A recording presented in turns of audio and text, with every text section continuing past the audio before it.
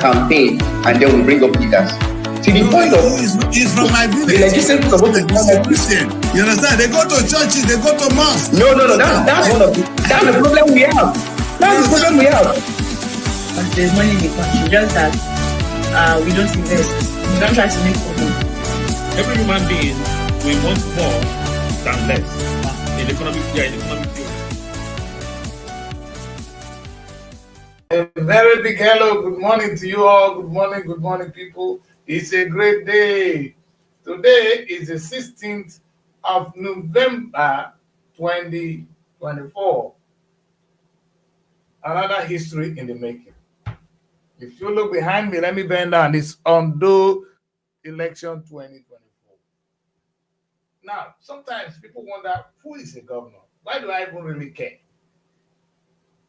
Perhaps I'll take a few minutes to tell you how the Nigerian state works for those of you who are not Nigerians. Nigeria runs a federal system of government. What that means is we have 3 levels of government. We have the federal government, who is the alpha and the omega. That's what we have the president and those ministers doing all they do. Then the country is divided into 36 states plus the federal capital territory. And these states are now independent in a way, so they are run by governors. And then, of course, we have the local government who are within the states. So, in fact, altogether, we have about 740-something local governments in Nigeria.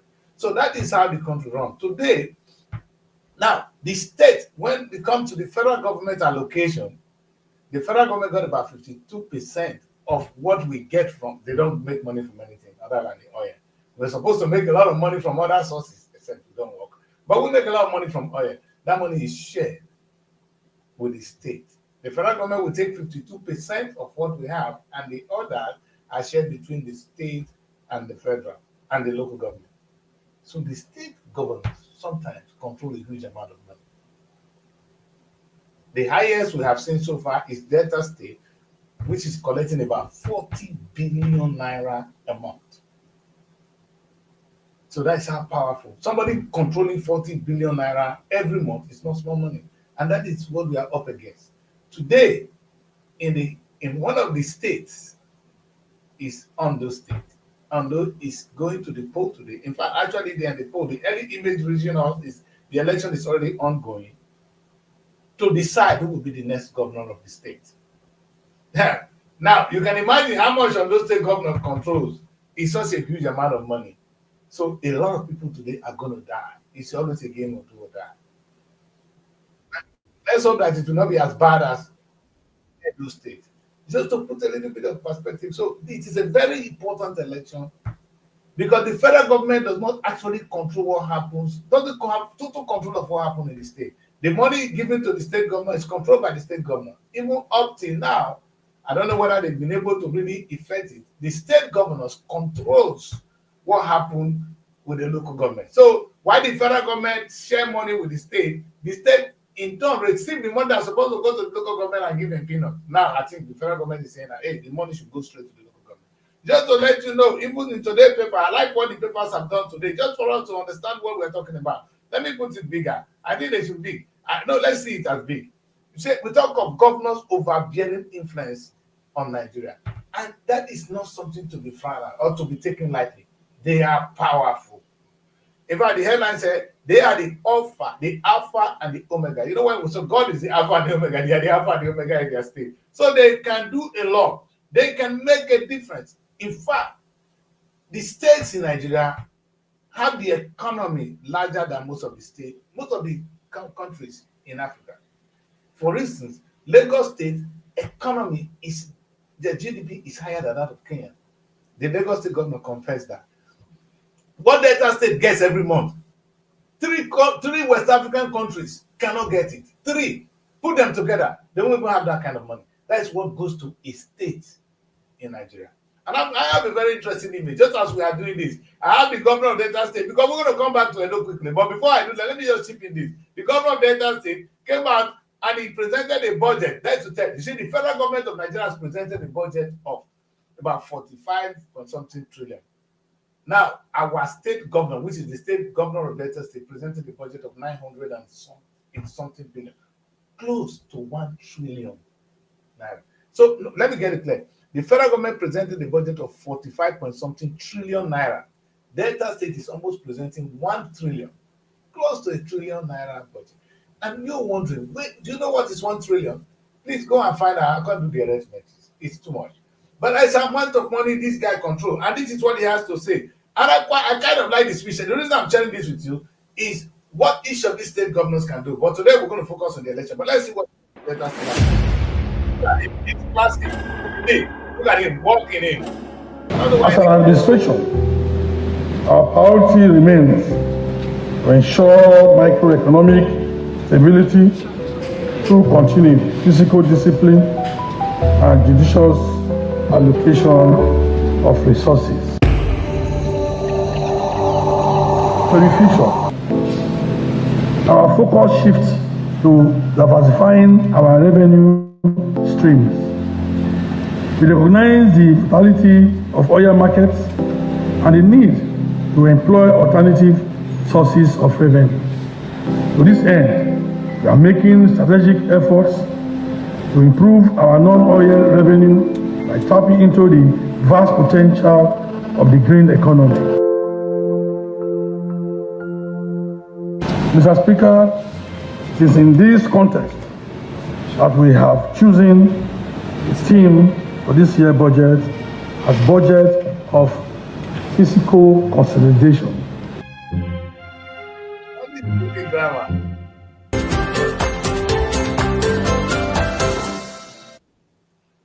All right. And that is the governor of Delta State. Let's not put it on Delta. Let's go to ONDO State, where election is currently ongoing. Things are happening, and I'm quite impressed. It might be more peaceful than we thought. However, as usual, Nigerian election is always mad with this kind of things, you see. Security. There are things you can do, there are things you cannot do. Look at the image of the people. Sometimes you wonder, look at the environment. Africa, oh Africa, when are we going to grow? And this is what we'll try to fight against. If the government is all good, things will be better, the environment will look great, the policing will be better. Well, let's pray that we have a peaceful election today. I will be joined by a couple of guys who are on ground to tell us what is going on. But it's so interesting to see that Nigerians can actually come out and make a decision on who governs them. But these periodic elections, it's not democracy. It's an aspect of democracy that we choose who decide who's going to rule us. But it's just an aspect of it. But democracy is meaningless without rule of law. It's meaningless without separation of power. It is meaningless when it cannot provide. It's not accountable to the people. When you say we decide who rules us, it means that the person who rules us will be accountable to us. Unfortunately, that's not the case in Nigeria. But we're not going to go into all that difficult things today. We don't too much grammar. Let us see what ONDO people have to say. You know, the good thing about ONDO State is this is a very quiet state. You don't hear about them so much. I think it's the boundary between it's a big boundary between the south and the southwest. So technically, the president is a Yoruba man. Will expect APC to sweep it. To what extent, we don't know. This state has been predominantly PDP to date. But we're going to see another PDP return power. May God help every one of us. Now, this is what you see. Just like we see during the DC. It's now sweet. Everybody's shifting to APC because the president is from the APC. Of course, the president has power. He just did it in Edo. Is he going to do it in ONDO? Well, is it the people that are deciding, or the president is just being overbearing? The language they use, that the states are overbearing, the governors are overbearing. Maybe the president is also overbearing. We're going to see the testimony of all that as Nigeria move on to the next level, because I know in Tinubu's mind, it's 2027. President Tinubu, 2027. President Tinubu, 2027. You never ruled in 4 years. They talk of 2027. May God help us. Well, that is the kind of governance we deserve, maybe. And I can share this beautiful image with you. I'm sure this one of the governorship aspirants. I love this white beard, you know. This guy, today. You know, but the good thing is, I would have loved that after this whole thing, we accept who wins. Because we know they're going to, even if they win the election, you should, or if you're going to win the election today, they must have won it. People are only coming out to express it today. Or those who have the master plan, Baba from above, may have already planned it. And so they're going to decide today. So whatever happens today, we're not going to change what's going to happen on the day of the election. We changed it before. And that's why if you want to win election in Nigeria, start to plan ahead. Don't wait until that very day. In fact, make your game plan. I know that you need to tell Peter Obi saying that they run the election, they buy vote. Yes, buy vote. If that is the case, win an election. We don't want to know that right now. Wherever they're getting the money from, get your own and win. And I said to Peter, because you have the love of the people, we could actually give you enough money to win the election if it's to buy votes. So with a little bit of cash and with the people supporting you, we're going to win the election. When we win, then we can do the reform. Because the way it is going, even God could not go to the kings that were oppressing Israel to go and fight them. Sometimes God even have to bribe them. Have you seen cases where God bribed them? If you read the book of Esther and the book of Ruth, these are two powerful women in the Bible. God have to use these women to appease to the king so that the children of Israel will have peace. Whatever we have to do to take the power, I think we should do it. Well, I'm not going on that, and I think that although state will present us a new opportunity to do things differently today. However, while we're waiting for these guys to come in, I want to quickly say something very, very important. And that was the topic of today. I tried to share it. Over the week, I've been talking about how we can diversify economy, which is some of the things the governor of Delta State mentioned. And I kind of feel that if all the states, I repeat, if all the states begin to think along this line, that oil money will not come forever, that there is need to do something differently, so that the money we have now, if we put it into something, it will bring out more money, and that will be a start in the right direction. I can hear now people are beginning to clamor, and they're going to begin to listen. I said it in 2024 before the presidential election that the days of infrastructural governance is over. So let's hope that the governors will stop using our money to just pack sand in road and say, I have constructed roads.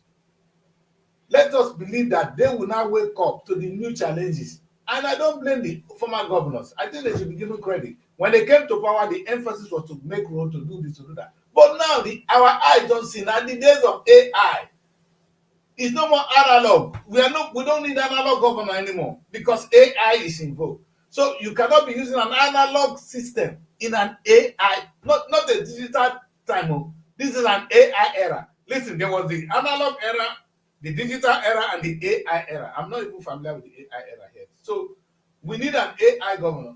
And in this time, this is not the time to tell us we're going to construct roads.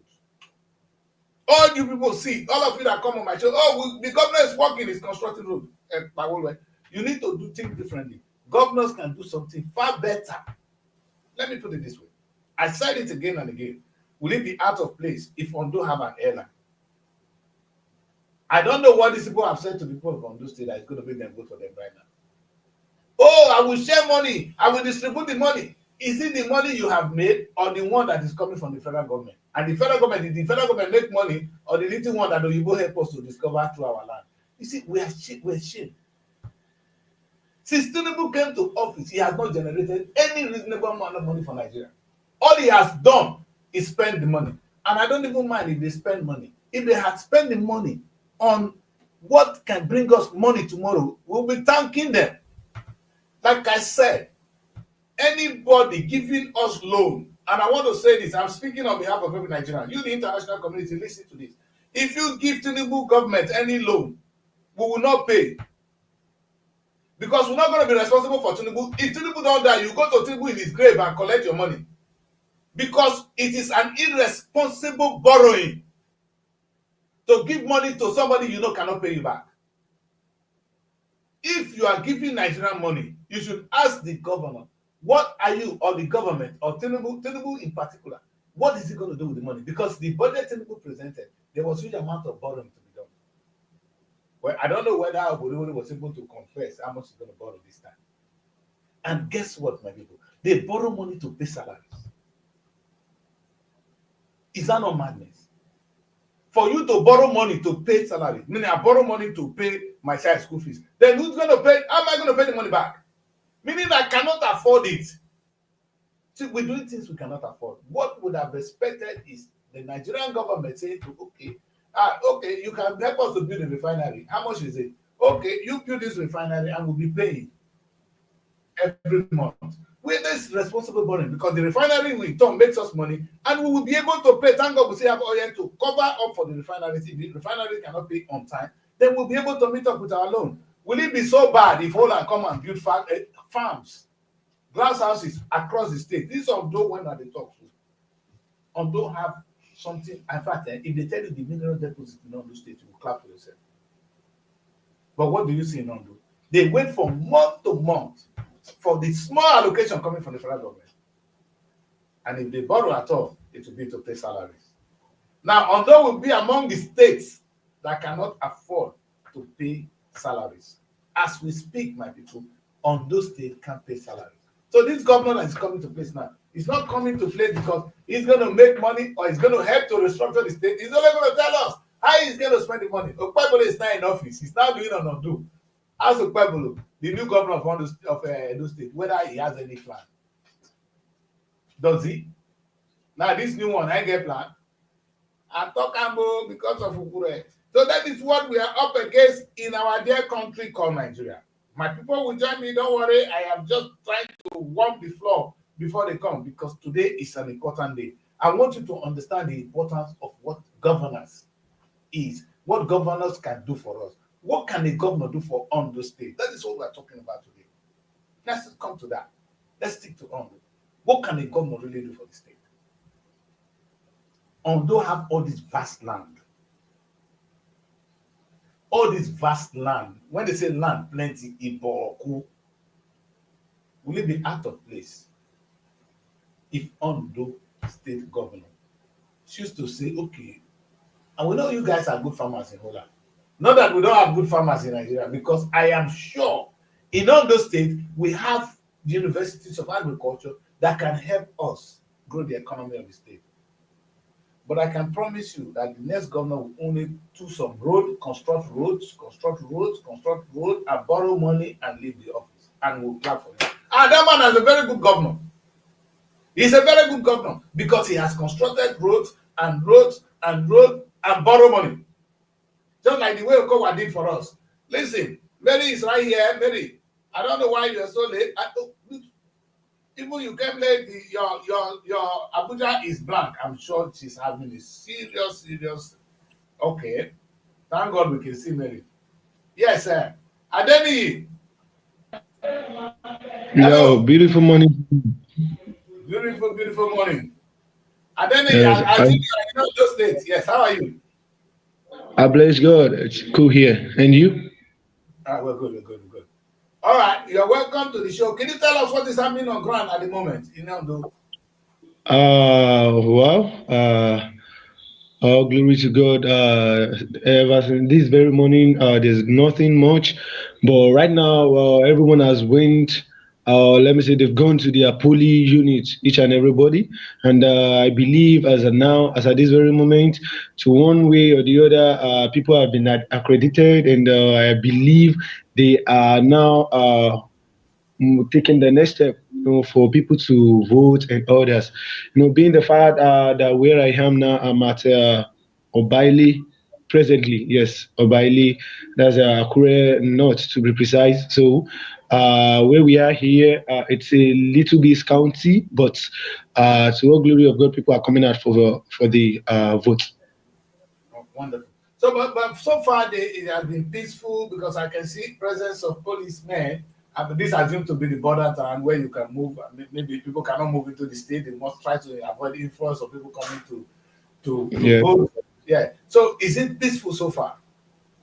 Currently, the way it is right now, people are really, are you getting it, making it cool, because you understand the fact that where they realize that when you misbehave, the government will take it up with you. You understand? So, and I believe at the very current situation of the country now, you don't want to put yourself into trouble. Are you getting it now?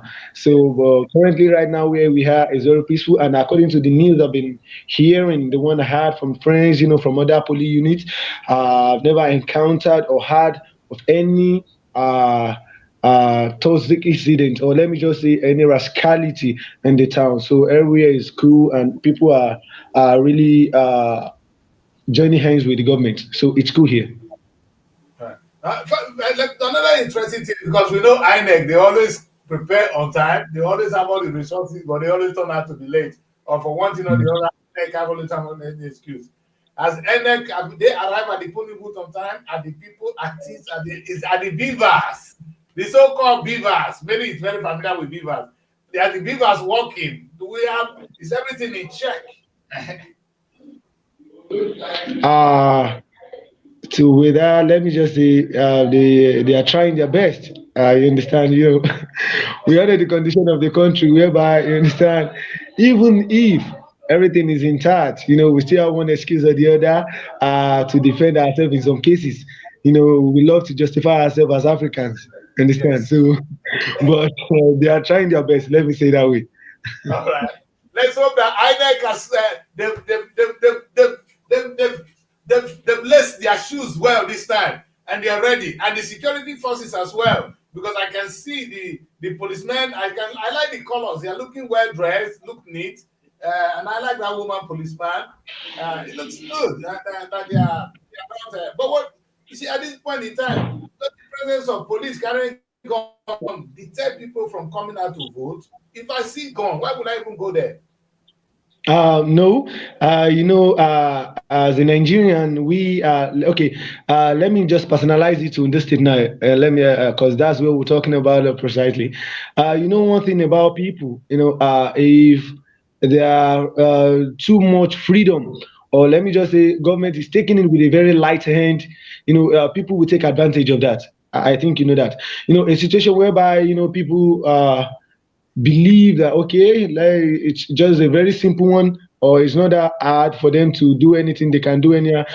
People will misuse the advantage and misuse their power. Are you getting it? So in order to make sure for there not to be racism and discrimination and any kind of conflict between the two people, let me say it that way, because I think we have two very germane parties, who are contending for this very post. So, for them not to be any criticism and conflict between the two parties, you understand, and their supporters. So we have to make it that way so people can abide by whatever they said. A situation whereby when you see a policeman carrying gun, you're like, oh my God, I still got family at home too. I don't have to involve in any violence. You sit up. All right. Finally, let me just ask this. I think it's very important. Maybe I have one or two things to ask you. You're going to stay with us. And my question is, how is the vote buying? That is synonymous with all our elections. Is money exchanging hands, or is it too early to tell? Seriously and presently, I won't deceive you, and I would like to say the fact. There's this thing. This one is common in our country, understand? And I believe in only our country alone. So these are. It's only in your country right now. I never know any other country where you go buy votes like Nigeria, and I've never seen. Okay, but this is it. I will let you know this. I love Nigeria and I love my country and I will defend that to the core. Understand? So you can't go there and tell me that my country is very corrupt. My country is not corrupt. It's a very good country. So and we are good people here as well. Young man. And then Nii, I better call you Nii at this point. Nii said his country is not corrupt. Don't even try. Nii, we're gonna hold I'll say that. I'll say that. I like that, Nii. I like that. So in every situation, this is my yes. That's Nii, you said your country is not corrupt, which is good. It's money exchanging hands. Now be sincere. God is watching you. Because the only way I can get somebody to speak the truth is only when I call God. Nii, I know you go to church or you go to mosque. So of course I go to church. Okay. So so tell us the truth. Is money changing hands from what you see so far? Presently, I won't deceive you because what I didn't see, I will never said I'm there. Understand? So this is just a very current situation where I am now. I've never seen anything like that right here.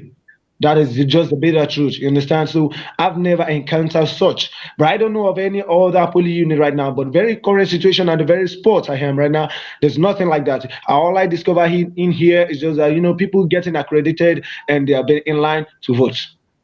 Wonderful. But even at that, if they are giving money, Before I let you go, it's not something that no, they you expect. don't say, baby, they call you to the corner and give you the money. They're not hiding. No. They call you to the corner and give you your money and you vote. And you know that. They Well, just arrange you want to tweet you with gotta them. come with your You phone, know, with you your know. But it's not Very. something you see. It's not something you should know. It's not something that they do openly. Because how No, we sometimes maybe they don't. The truth is, maybe they don't hide it anymore. So if me has not seen, he has not seen. But let's give me that benefit of that. But me, which are the two big parties now? All of a sudden, the Labour Party is gone, diminished. Bye bye. So are we still waiting on PDP and APC, or is Labour still there? But there's another party that is seem to be shining, or is it the same two political parties that we are hoping on? Just as if we are supporting a circle. Let me put it that way. Nigeria now, probably. Let's just say we're supporting the circle. What do I mean by that? A situation whereby the parties that have been ruling or been in power for years and they are staying there. So that's why I said maybe we're still supporting the circle. The two powerful party or two powerful contenders, which are APC, that's All Progressive Congress, and PDP, which is People's Democratic Party. And so these are the two main germane parties, that are contending for this very issue. And any kind of election like this, the two parties mostly involve PDP and APC.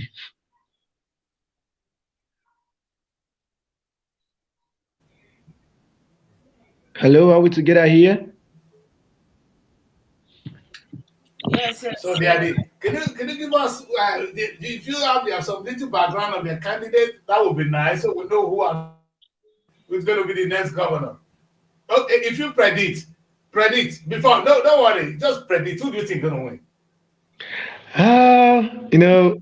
There's this word by people that they generally make use of, and I quote, which says, majority what carries the vote. Are you getting it?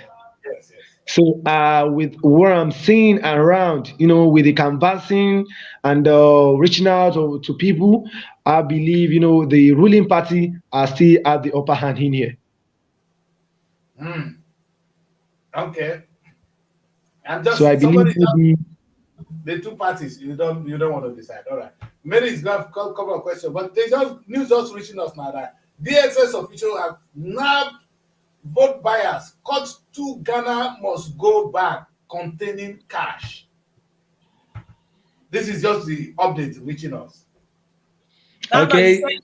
He was not actually at the voting unit. Yeah, I understand. Maybe need to be coming to us. We know that this is synonymous with our election. He believes in the state, in the country, and I quite like that. I really like to see a young, fine boy like me believing in Nigeria again. It's a thing we want to see. Maybe, what's your hope? Do you think ONDO will make a difference, especially in terms of where we have been having issues? Maybe we have issues with vote buying, we have issues with INEC, we have issues with the policing. And people really eager to vote? I wanted to ask you one more question because it's a Yoruba state right now. Are they people in love with the president? Neil. Yeah. Okay. So I wanted to ask before Mary, because Mary got a lot to throw on us too. No, I want to ask: is ONDO people, do they love this president? This is what I'll say to answer that very question. Are we together here? You need to. I believe we are, to the very person I'm talking to, probably you might be Christian or Muslim. Me?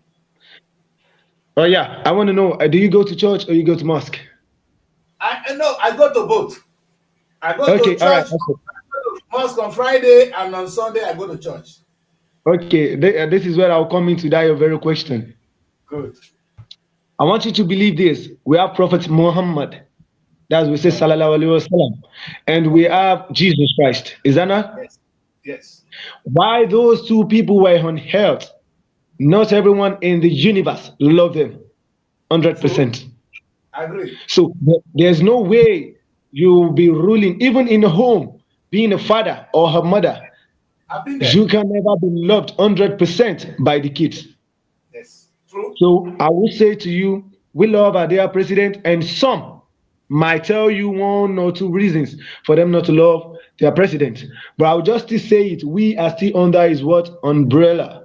But Yeah. this is just it. We are the president. They love him, and some, it is a choice. We can't force people to it. Are you Yeah, getting okay. it? But this is just the bitter truth. We are still under his umbrella. That is just what I can say about that. All right. I like this young man, he's quite smart. Mary, I know you have one thing, but can I ask you, I will ask you one more question, Mary, before you come. So, what are you expecting? What would you really want to see? You are young, and I like your energy. What would you want to see on the stage? Because loving the president or loving the governor, what are you expecting from them to do for you? For at least for your generation. All right, people, this is the weekly bulletin. Now, ONDO decide. Nigeria, a state in Nigeria called ONDO State, is on the poll right now, deciding who will be the next governor. I've taken my time to talk to you about the importance of governors in Nigeria, and we have this fine boy Adeni telling us all the beautiful things about our country. And something I really love about Adeni this morning is that he believes in Nigeria, and I expected people to believe in Nigeria. Mary, I see a fine boy believe in Nigeria. Do you believe in Nigeria? There are still few people that believe in Nigeria. And I want to know about your own. Do you believe in Nigeria? Are you proud of Nigeria? If you're in Nigeria, you don't have any choice. You have to believe in Nigeria. Because if you are here and say you don't believe in this place, I wonder why you still be here and how you expect things to work out for you. So because you are here, you just need to exhibit nothing but a positive mindset towards the country. That's the situation. Is it because we are there, or it is right to believe? Or you It's right. personally believe? No, there are two things. It is okay to believe. It is no choice to believe, but that I believe in Nigeria. That is the question. Do you believe in Nigeria? I believe in Nigeria. Thank you. That's what I want to hear. So I see two young people today who believes in Nigeria. So let's ask Mary some questions. Mary, I'm not going to give you trouble because it's not your take. It's not your position to do No, I so. know you come for me because I said I believe in Nigeria, but that's fine. I have my reasons why I should still believe in I know, Nigeria. which is good, Mary. No, I don't think I should be attacking anybody for believing in Nigeria. I personally believe in Nigeria. You know my position. I believe in Nigeria. I believe Nigeria can be great. The people I don't believe on is the processes like this. I don't believe in INEC anymore because they turn out to be stupid. Hopefully they will grow. It's a process. I can forgive INEC. But what I cannot forgive is a president or the governors of the state where we don't think outside the box. Like I said on this show today, this is the era of AI, Mary. When we went to school, when I was in school, now I started school, Mary, with slate. You know what they will call slate? Yeah, No, I don't I think know. so.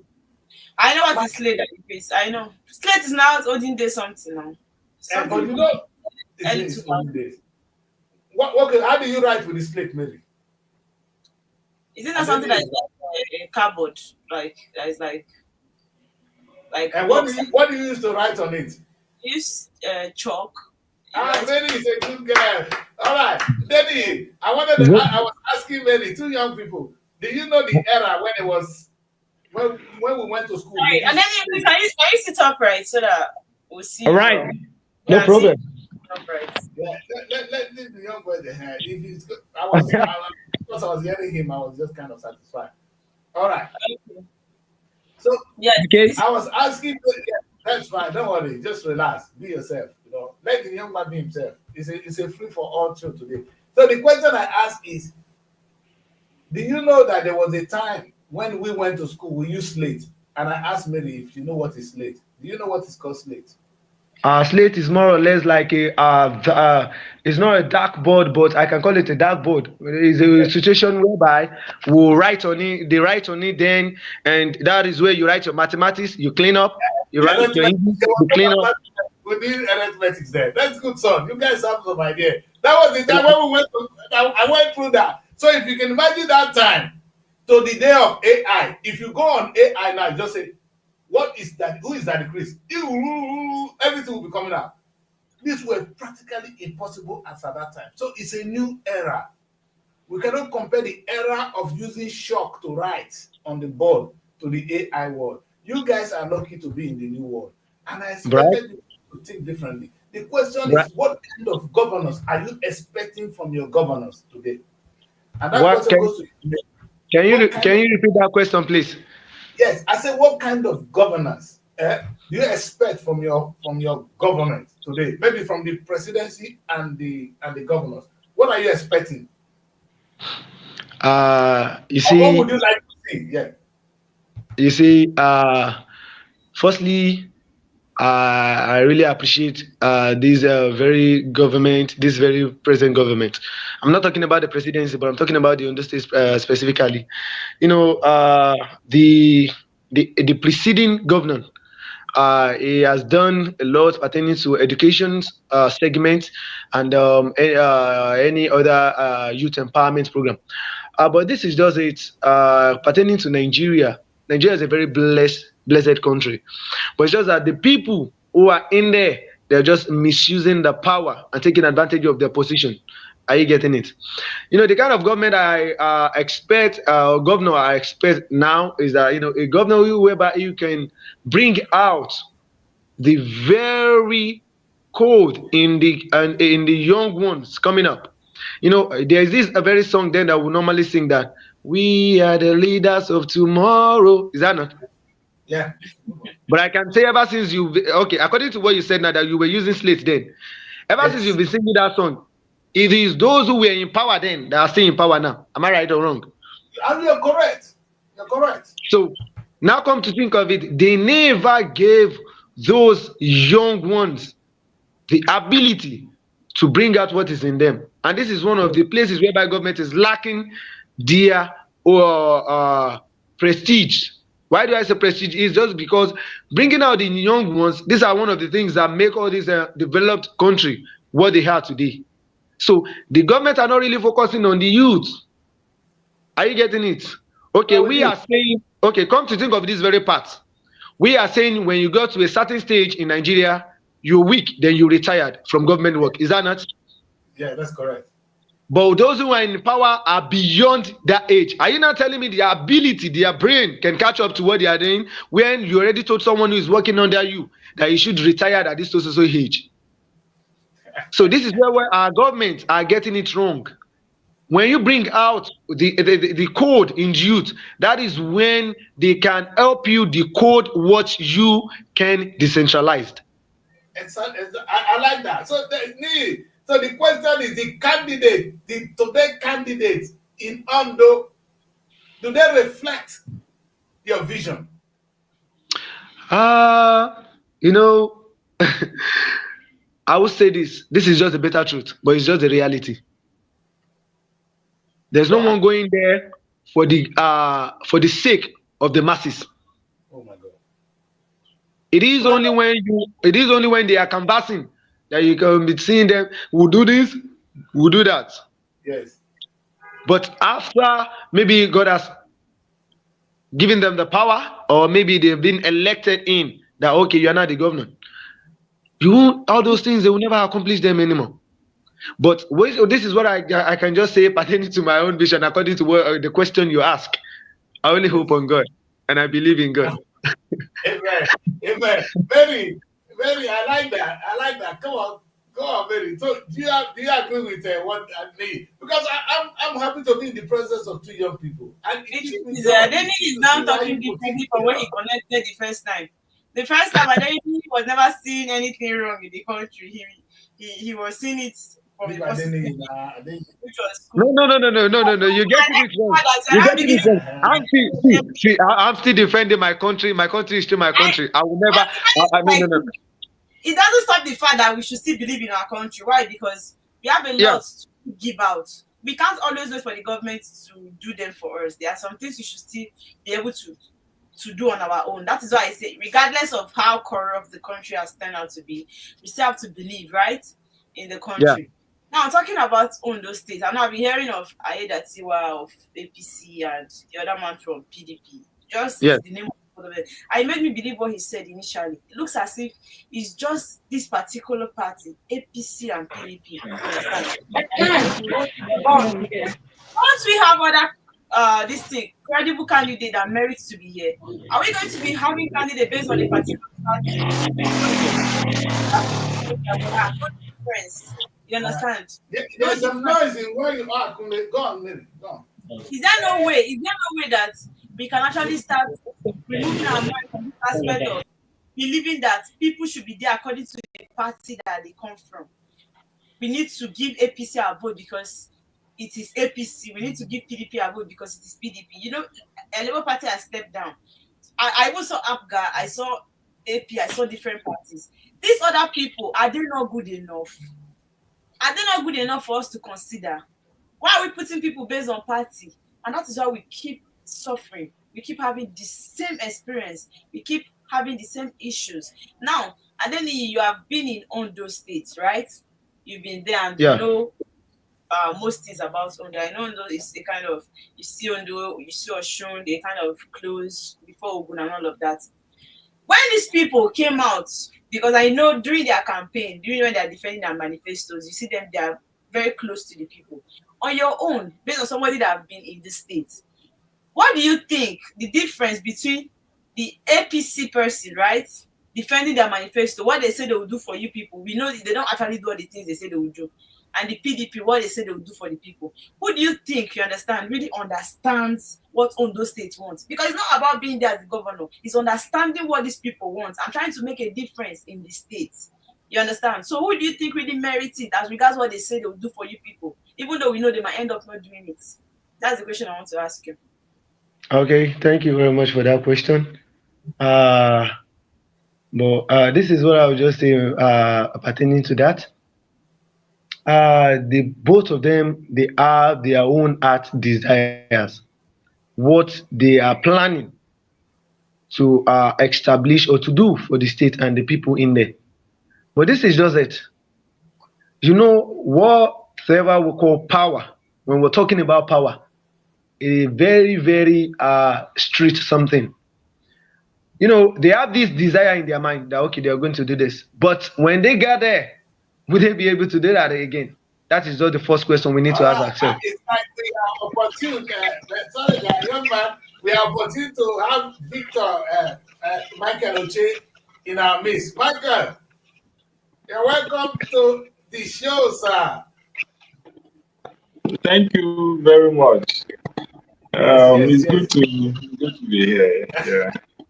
To have you, sir, because we know you are on ground. We are happy when we see you on ground. We're not going to get more on it. This young man has been telling us some of the things that are happening. We've got some news that there's a little bit of vote buying as usual, and but the election has been peaceful. Is that the case, sir?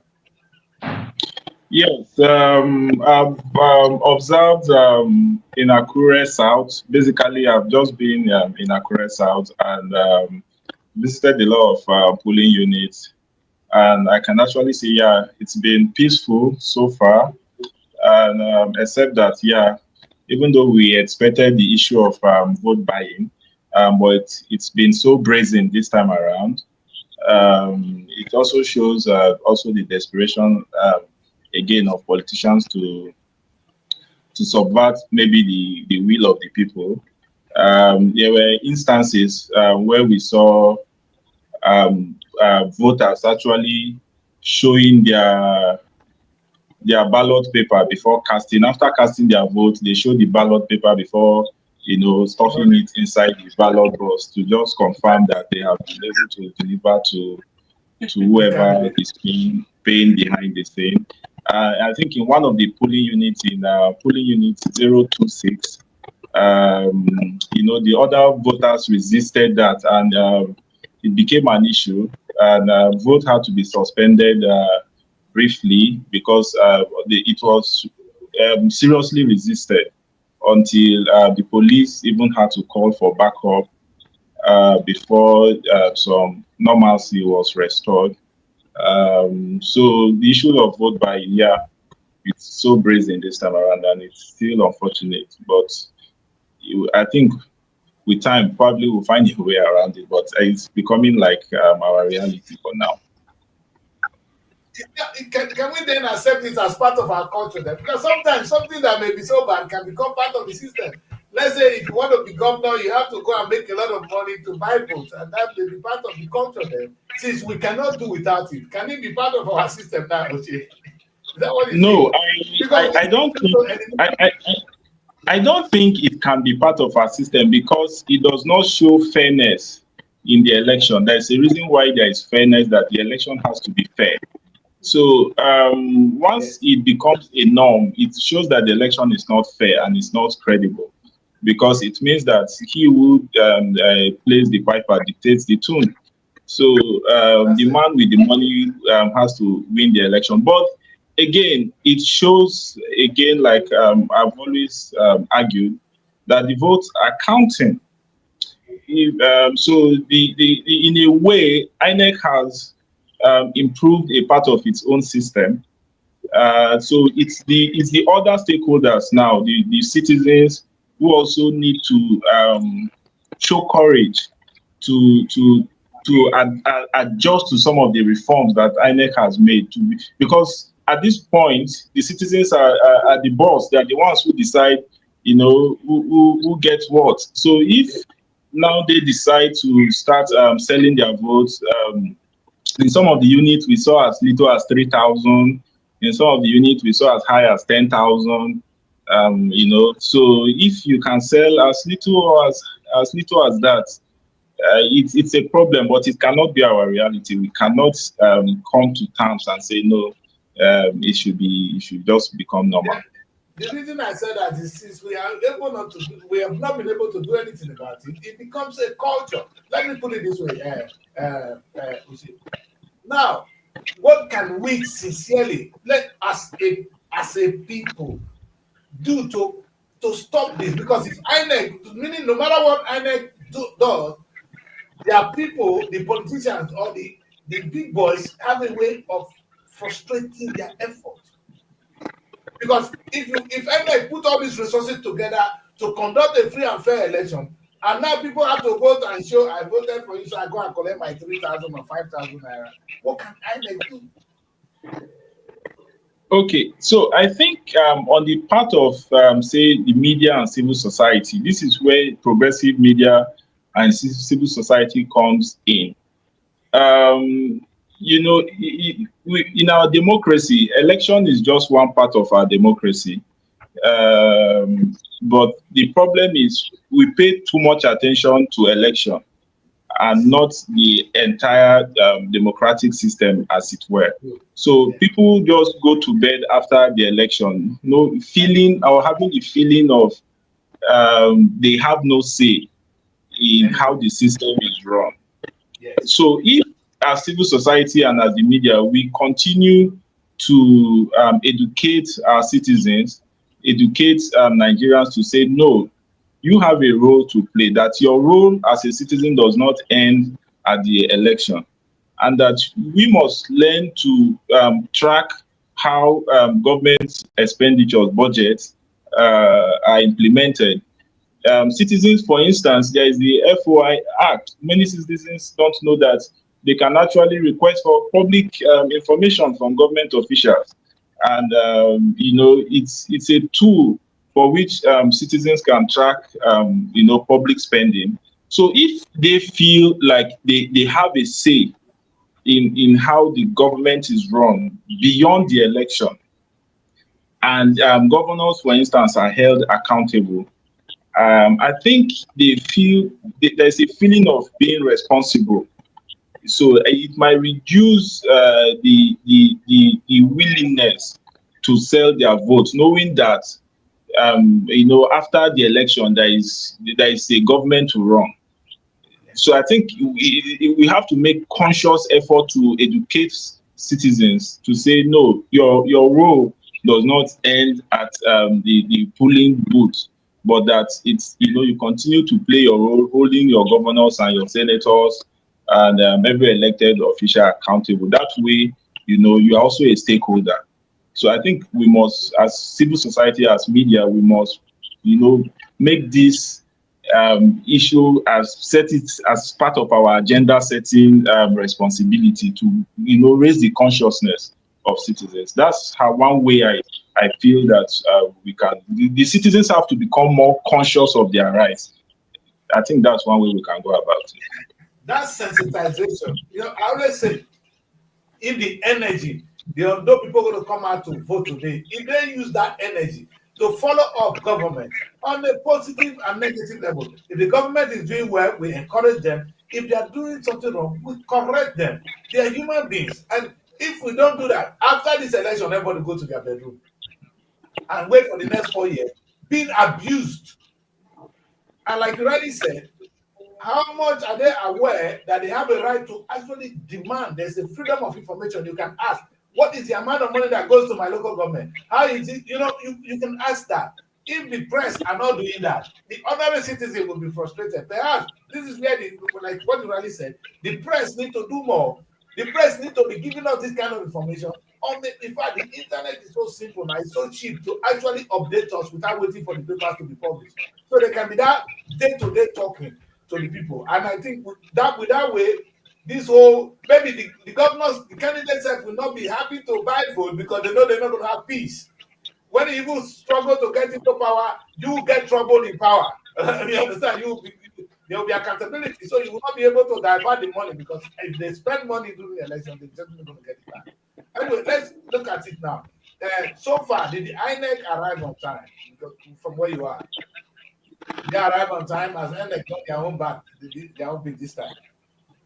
Yes, averagely, I think polls, especially where I observed in the polling units where I observed in Akure South, like I said, polls opened, quite early, average 9 a.m. The polls, on average, the polls were opened by 9 a.m. Some before then, maybe some a little bit late, but on the average, you can say 9 a.m., which is fair, knowing that logistics has been our problem as regards election. The only observation, which is a concern for some of us, and including myself, is the deplorable state of the RAC, which is the registration area centers, which is what we call political wards, where the ad hoc staff and security persons were supposed to converge before they moved to the various polling units. The state of those racks are very deplorable.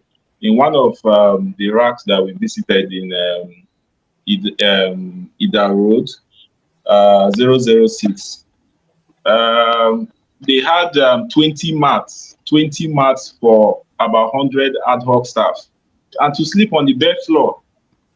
Those people slept on the bare floor between Friday night and Saturday morning.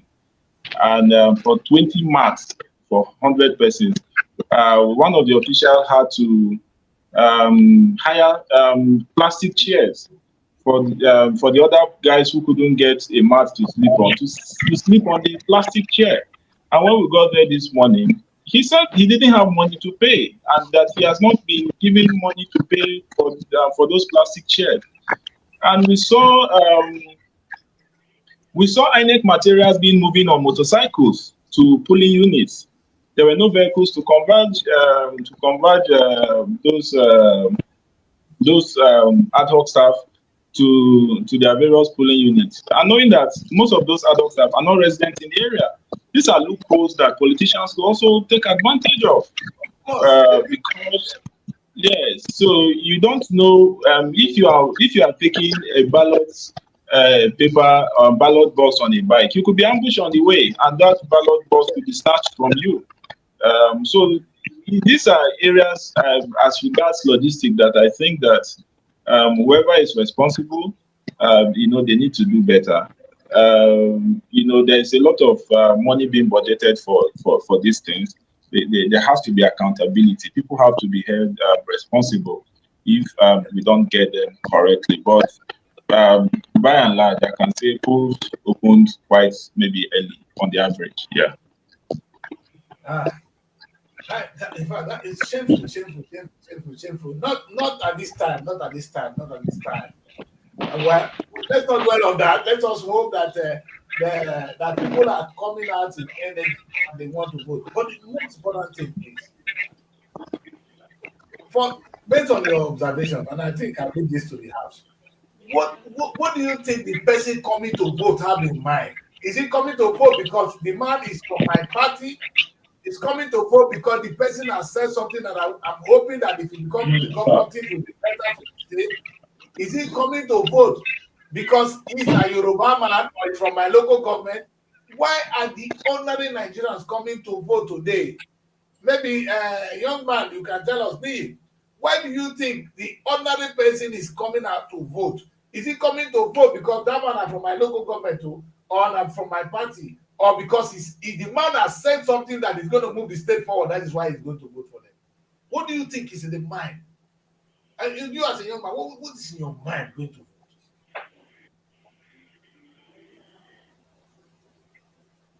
All right, the network is giving us a little bit of. I think Mr. Ikeke is out. Yes, yes. I wanted you to, Lee, I wanted you to chip in on this. Yeah, I understand. Put yourself in the position of an ONDO voters today. Why do you think they are excited to come out and vote? Is it because of the 3,000 naira or 10,000 naira they're going to get today? Or they're going to vote because now ONDO man or now from their local government? Or the person are Yoruba man? Or the person are from their party? Or because the person said something that if this person win, the state will be better? What do you think? What is the reason that they go there to vote? Maybe you can also tell me this because you can chip on this. It's up to God. You need to address this. Okay, to me, I will say this. One of the germane reason why people went out this morning, or let me say they came out to vote, I would say majority of them came out because of that money. Are you getting it? You know, though I will blame them and I will blame them. This is why I'm saying I'm considering the two parts. You know, a situation whereby the level of suffering in a country is at high risk. So, you know, there is nothing you can tell people. They believe in any means for them to see something. So they will believe that is the best way of doing their right thing in their own sight. So that is why, you know, we need to first conquer the level of illiteracy in our country, according to what Mr. Keke said the other time. So if we can conquer that and enlighten our people more on what you're doing, they realize themselves, that is when they will be able to fight against this. So they are only coming out, majority are only coming out to take the money. Even I was talking to someone earlier yesterday night, you know, telling someone about this vote of a thing. The person was like, oh, this is also unit, this new place, I'm going, they'll give me money out there. Then I asked the very person, after collecting so amount this very money, what's your own plan?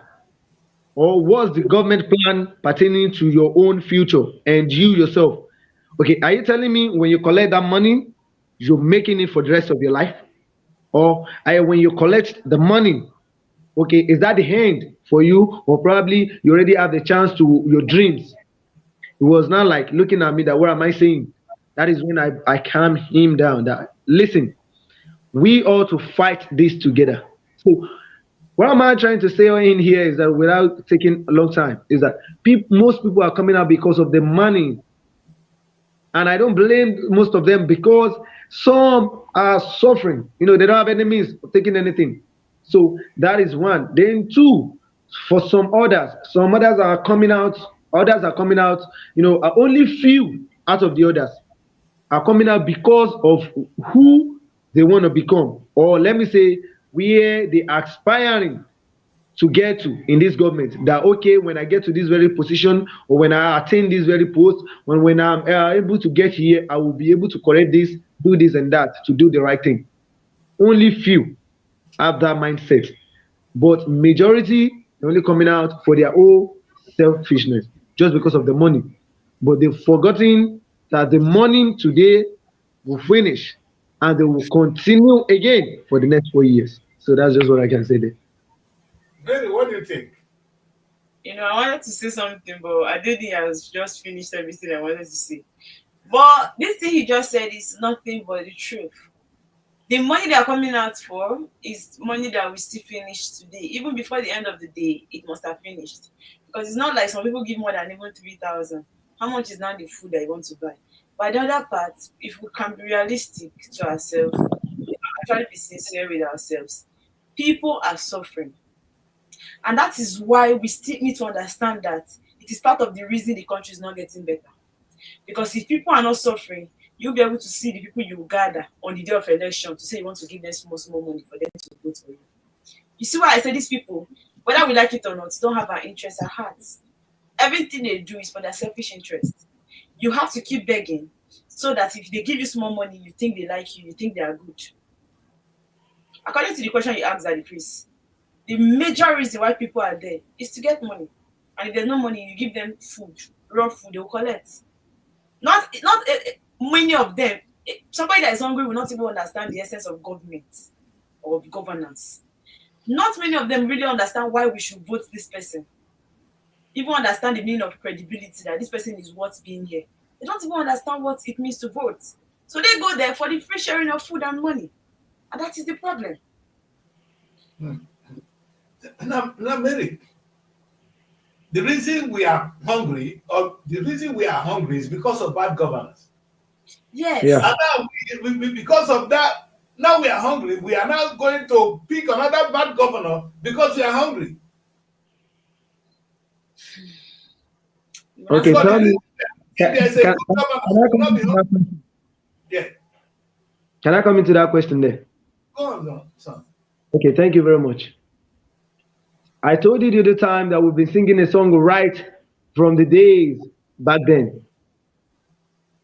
These very people, do they give the advantage for people who have the correct mindset to be in the power? That's the first question there. No, let me answer it. We don't have the audacity. I was about challenging Mr. Okeke, am I right? Maybe Okeke or Okeke the other time, asking him a question.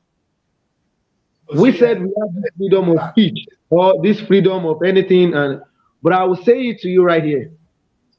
If you're telling me we have the freedom of speech to ask for whatever we want to ask for from the government, do you know as of today, there are laws now guiding us in Nigeria whereby you can't even say something as stupid online or even requested or asked for something that is more beyond your own level or capacity in Nigeria on social media.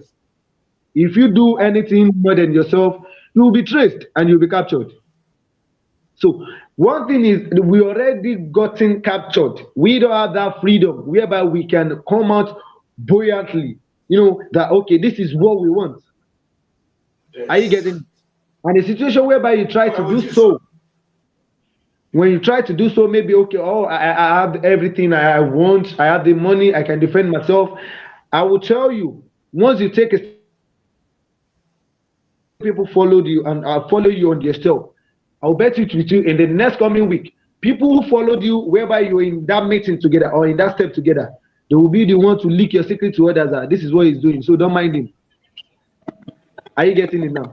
So we ourselves we are not confident enough to determine that this is what we want or this is what we're going to do. Are you getting it now? So I want to put your question to Victor, to Michael Oche. This young man is saying that yes, it is saying that there's freedom of speech. I can request for anything, but it's not realistic. That if you ask, you can be traced. You can be in prison for that. Is that the case? Yes, I'm sure what he was referring to is the Cybercrime Act. That's what he was referring to. Although we argue that the Cybercrime Act gives enormous power to the National Security Advisor to really define what is actually a crime when it comes to your activity on the internet. But even as citizens, everywhere around the world, we must learn in journalism, we were taught about responsible journalism. That there is freedom of speech does not really mean that you can go on the internet to, either release, official secret, or post libelous or slander people's character. There is nowhere in the world where any government, can just allow that. But be that as it may, I have said you do not know the consequence of fake news until you are a victim of fake news too. When someone slanders you, you know the consequence of fake news. But sometimes, because our government itself are always government, and it's not just Nigeria, government anywhere around the world tries to gag the press and gag citizens from speaking up. So I don't think Nigeria its case is that peculiar, or that that we can just say. I understand that citizens also have a right, but there must be balance. There must be some form of verification, because we've seen people actually just go on the internet to slander people, to cyber stalk people, and all of that, and believe that is they have a freedom. Where your freedom stops is where another person's own starts. So we must be, in essence, what I'm saying is, yes, we must be responsible. If what you are reporting, for instance, or what you are saying is verifiable, if it's verifiable, I'm not sure. Even if someone goes to court, for instance, or sues you or arrests you or something like that, the truth cannot be hidden. But in instances where we just have citizens, just going on the internet or trying to, there must be balance. There must be some form of balance. But again, that Cybercrime Act that he's referring to, really, there are some sections in that cybercrime that give so much power to the NSA, and citizens can just be picked up at any time on any form of allegation and trump of accusation. So there are some sections we also have argued that should be reviewed, at least to give some leverage. Yeah, other than the cyber act, which is questionable, let's just look at how easy can you really say, so that Nigerians are watching us and maybe they will not be empowered. Say, okay, I can ask my governor for this, and it will be given to me, or I can ask my local government, oh, how much came to the state today, or how much is this budget for this thing. Sometimes do we have freedom to lose information? Because the reason I'm asking is, there's a young boy who is from Delta State. He has asked the SOPADEC in Delta State, which is where we had the issue today, that he's asking for how the money of the SOPADEC has been spent from so time to so time. Until now, he's still waiting. So in that case, Victor, based on your experience, what can people do? Because Nigerians are watching. Because I'm very sure if these people know that, hey, I can ask how much is spent here, how much is spent here, and if the money is well spent, I will benefit. So citizens should be going out to ask questions. But how easy is this, based on your understanding, Michael? Okay, earlier I mentioned the Freedom of Information Act. Coincidentally, there is a work we are doing with an organization called the Center for Transparency Advocacy, that is trying to raise awareness on the domestication of that act in some states. Unfortunately, Delta State is one of those states that has not domesticated the Freedom of Information Act in their state. And I think it's just about 3 or 4 states across the country that have domesticated that. But even at that, citizens have a right to request for public information, and the act allows that within 7 days that request should be granted, and if those requests are not granted, you have the right to sue the state government. We understand that the wheel of justice in Nigeria is very slow, so people do not even really have confidence in the court or how long that will linger. But that's why, again, some have also argued on the need to review that Freedom of Information Act so that there can be consequences for not, abiding by the provision of that act. For not, if a citizen requests for information and that information is not provided, the act does not provide for, currently, the act does not provide for any consequence. It does not say, you must do it. It just, so I think that's where ask for it. If you don't get it, so what? Yes, you can ask for it. If you don't get it, you can go to court and ask the court to compel the state government to do it. And that's, like I said, that could take a while. The reason for which you need that information, might. The governor must have left the office. Yes. The governor must have left the office before you get that justice. Yeah. So if civil societies and the media continue to call for a review, probably so that there can be consequences. The AGF had said they are also working to see if there can be consequences, but that for now the only route to getting that information is either going through the court. So I think that's where we are regarding the Freedom of Information Act. Anyway, let's come down to ONDO. We are in ONDO today, and so far from what we're hearing now, can you say categorically that INEC have indeed improved, and that the technology we have deployed is going to make election better in Nigeria? Yes, I would say because we've come a long way from our elections from 1999, definitely INEC has made some improvement. Unfortunately, we have a problem in Nigeria. So I've argued that election is not an event. Election is a process. The voting itself is one event in the electoral process. But so much attention is paid to the voting day itself. So, but what happens before and all of the voting process? Has there been improvement? And there's need for citizen education. Up to date, as we speak, many Nigerians do not know the difference between BVAS and IREV. Many Nigerians do not also know that our election is still manual, and that IREV is not for collation of results. IREV does not collate results. INEC is for result viewing, and that the actual process of collating results in Nigeria is still manual. And that's what the law approves. So the voting happens manually after BVAS has accredited. BVAS is for accreditation. BVAS accredits you. Then you take the ballot box and ballot paper and you vote manually. At the end of your voting, the results are counted and taken manually and written on Form EC8A. The results are imputed on that Form EC8A. That Form EC8A, for the purpose of transparency, Form EC8A is given, a copy is given to a party agent, a copy is given to security, to the police, and a copy is given to the media if there is a media person there.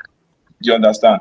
Then Form E60 is the one that is placed on the polling unit where the general public can, either snap or take record and all of that. That is for the purpose of transparency, and that is how legally, by the law, that is how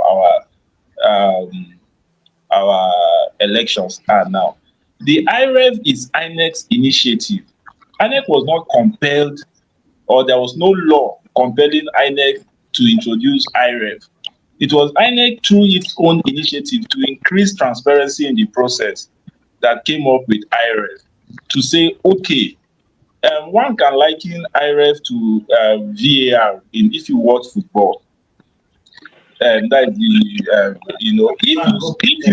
yes, you need to score a goal, and if there is contention for that goal, you now go and watch the VAR and say, let's check if. But it's not every goal that you score that you go to the VAR to go and check. If there is contention in how the result sheet that you've collected from EC8A and what was uploaded, because it is that result that was given to you from EC8A that the Beavers machine will snap and upload to IREV. So if there is contention, we now go to IREV to go and cross-check and say, this thing I'm holding in my hand and that I saw you snap, is it still the same thing that is on the IREV viewing portal? All of this is for INEC to improve its the credibility of the process. So I would say between 1999, this is how far we have come in terms of technology. Now, the problem is the other stakeholders in the electoral process, the politician, the security agencies, the media.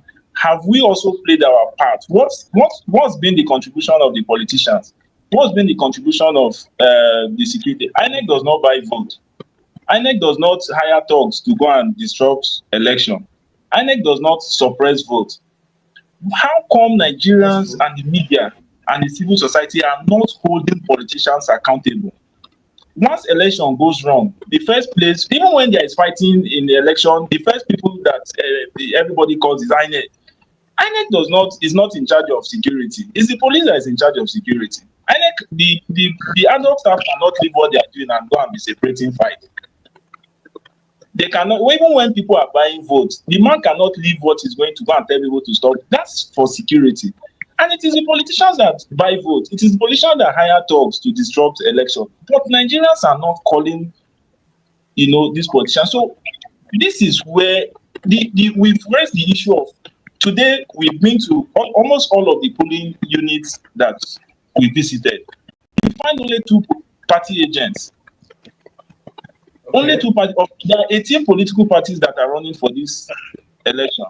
And you can only find 2 party agents.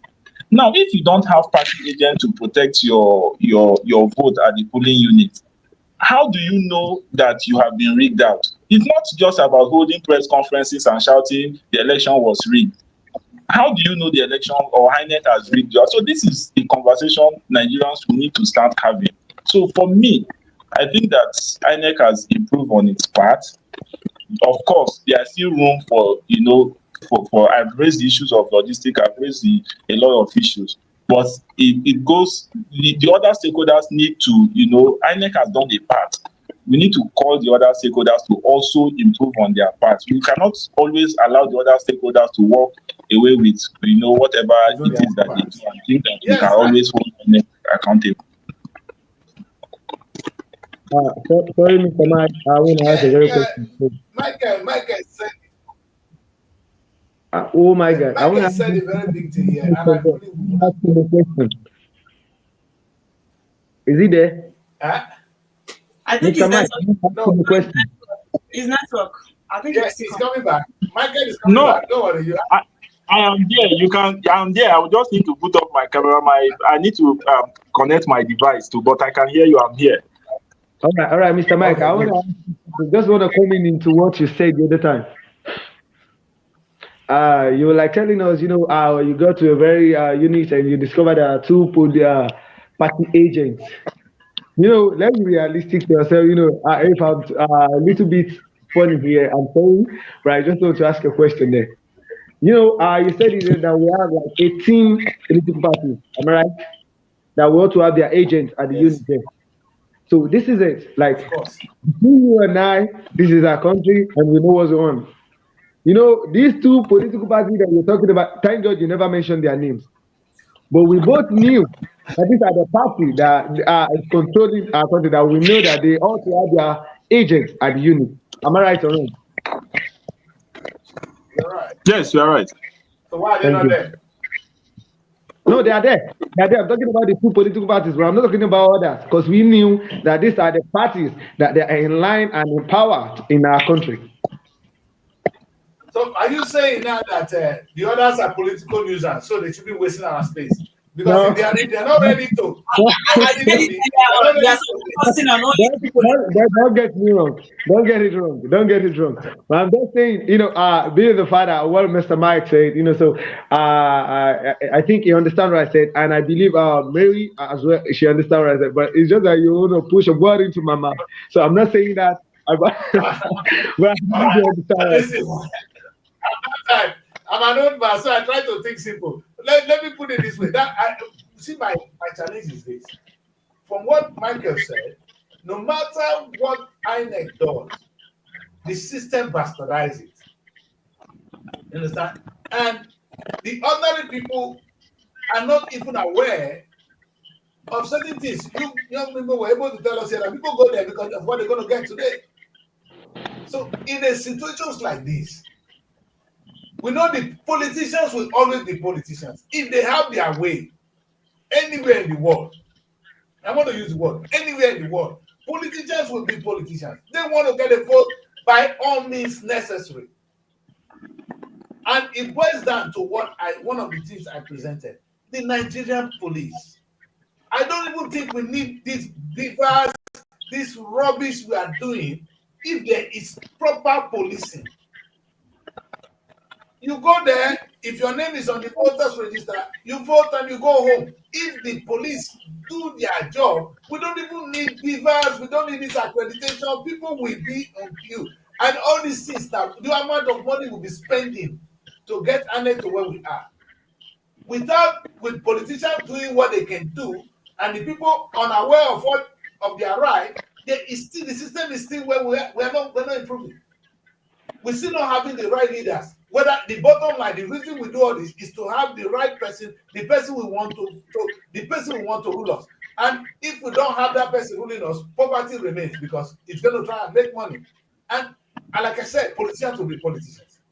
So, will you guys agree with me that we don't need beavers? We don't need all this. That what we need is policing. That's the question I want to ask you. And Michael is there, young man, you are there, and Mary is there. I really want to see whether you could think differently, because I think Nigeria is wasting a lot of money. Look at the amount of money now we've spent on INEC to carry the whole paper there this morning to go and carry beavers. How much Nigeria has spent on beavers? Today, we're not getting results. Maybe our experience is paranoid. But no, it's not like that. Normally we like to spend on the wrong things. Okay, you know what? What I'll say to that is this. You're right, we're spending a lot of money. Bro, before we can consider that we're spending a lot of money, to me, this is my own opinion. Are we up to that standard? Are you getting that question? Huh? Are we up to that? Like, are we developed to that level? Are you getting what I'm saying, sir? What makes us not developed? We're Nigerians. Look at you, you're sound. You look a young man. I just listened to Victor. Victor could stand any test of time anywhere in the world. As a trained journalist, he's in Nigeria. And there's you, young man. Even I look at your age, I look at Mary. We all have what it takes. How can you say we're not? What is a developed country? Development the people. Yes, to do the people. Thank you very much for that statement, sir. But are others like we right here, like others that don't have the opportunity to buttress that point like this? Are they like we? Are they literate like we are? Are they more enlightened than we are? Are they civilized like we are? Are you getting it? 21%, let me tell you this, 21% of people in the United Kingdom are illiterate. They speak English in their language, but they are illiterate. Okay. The level of literacy in the United Kingdom we're talking about is 21%. Okay. So not everybody here is educated. And if you go to America, only 23% of them have international passport. I'm sure more Nigerians have international passport than them. So I want us to get it clear. So Nigerians are in a good position to succeed. Like people have hope in the country. My concern is we spend so much money on these beavers trying to make election perfect, yet we're still not getting the same result. Whereas the key people that can make it work for us is often ignored. That is, I'm worried. Maybe it's more than me. That's why I want people to tell me. That's what we're having a bad governance, bad leadership. That's where bad leadership comes in. Unless you want to change the DNA of politicians. This very INEC of the thing that we're talking about. Young man, if you want to change the DNA of politicians, that is when we are being paranoid here. And maybe that's the education we need to have. We want to change the DNA of politicians. Politicians around the world are designed to be corrupt. They will try to gain election. They will try to win by all means necessary. There's only one thing that stops them. People in the UK okay, we will break the law if we have the chance. Okay. We don't do it because if we do it, there is a place for us, jail. We don't behave because we think it is right to behave. We behave because the law will catch up with you if you don't. Just because there's law in there. Yeah, there is law in Nigeria. But it's for the masses. Yeah, Either it the is, policing, do you that's take why that I'm from talking. me? The law is for the masses. Yeah? The law is not equal.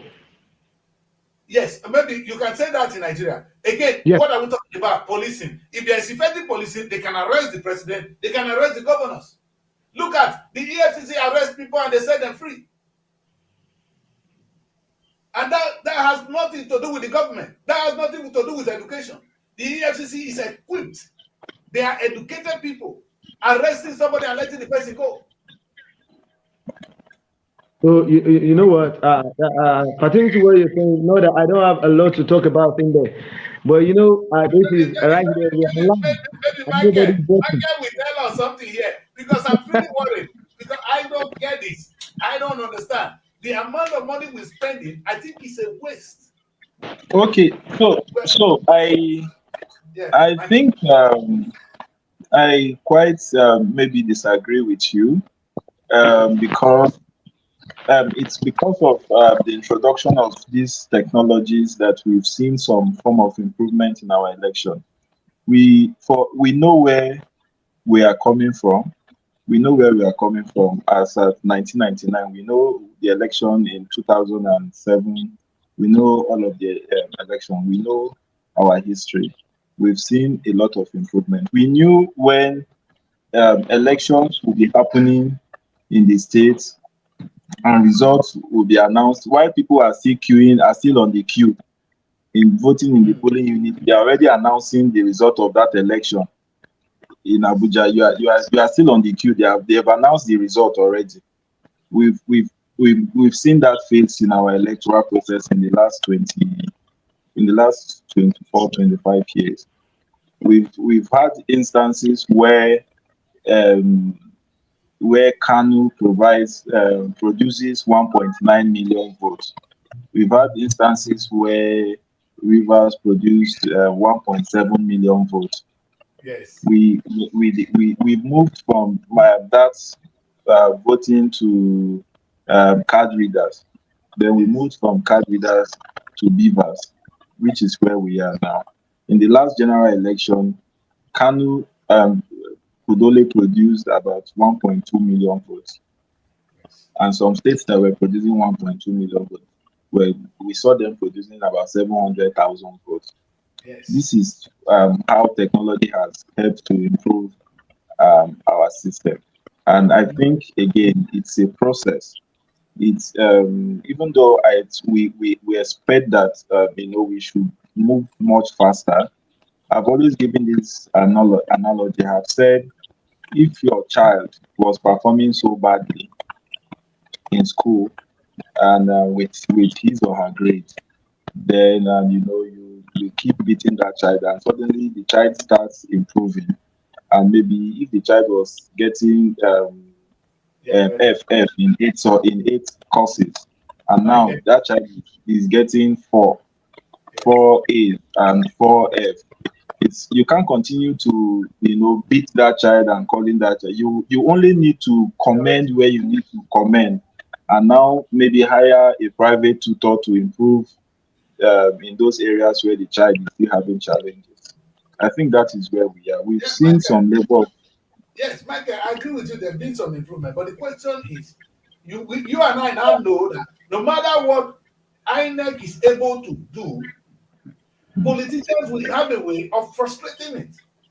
Of course. So wasting money on what INEC do you raised it. You raised. We are not in a state of hopelessness. That is a point that I want to raise. And you raised a valid point as regards how it happens in the UK and in the US. It's not like the system is perfect. The US election we knew what happened 4 years ago when Trump lost the election. Yes. Trump fought the system. Trump said the system was rigged. That is the ways of politicians everywhere in the world. And he Thank has you. come back to win that. He has come back to win now. And he has And not I said the system has been rigged because he has won. thank you. Democracy cannot be No, no, be no, no, be no. I think maybe that support my point. Politicians will be politicians. You understand? anywhere around the world, Yes. anywhere in the world. And So the it reason is for us. what is keeping It is America for on us. track? My Yes. brother, what is keeping America on track? It's not the technology, it's the Is policing. is the system. There is a system. Now, it's the system. It's a You call it system. system. People will say the Is same a thing in other it, language. it, yes, it's a system I think that people, the system, like you made a point. The system activates itself automatically. The okay. system activates itself automatically when someone tries to infringe on that system.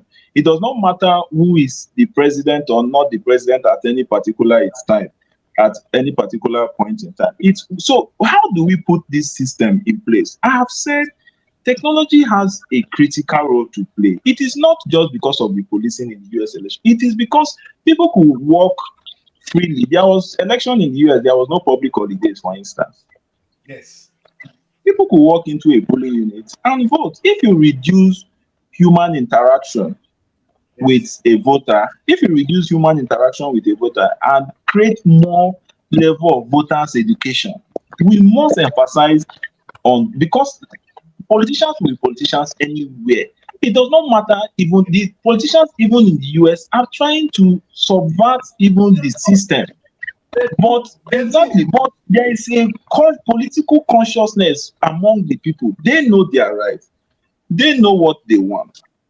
You understand? So we need as media, as civil society, to raise the consciousness of our voters to say, look, you Yeah. have to follow the process. Like I said earlier, election is not an event. Preparation for 2027 election has started.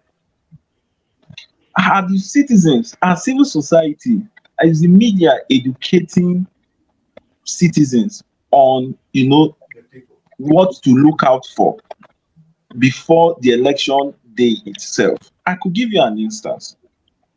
A few days ago, we were having this conversation. The law, the constitution says INEC is supposed to be constituted by 12 national commissioners and the chairman. Now, the president a few days ago, the south and northwest has each of the geopolitical zones are supposed to contribute 2 national commissioners. We have 6 geopolitical zones in Nigeria. They are supposed to contribute 2 national commissioners to make up the 12 national commissioners and the chairman of the INEC. Now, the southeast, for instance, has had only 1 national commissioner in for the past 14 months. Festus Okoye used to be a national commissioner. His tenure had elapsed in the past 14 months, and there has not been a replacement for the Southeast. The Northwest has 2 national commissioners, someone from Katsina and someone from Kebbi. A few days ago, the president nominated a third person from the same Katsina for the Northwest. Northwest cannot have 3 national commissioners. And the Southeast, for instance, is having 1 national commissioner. And even at that, the Northwest cannot have 2 national commissioners from one state. Good. Go on. So the process for the election for 2027 have started. As citizens Yes. are aware. Where would you? Yes, can you hear me? Yeah.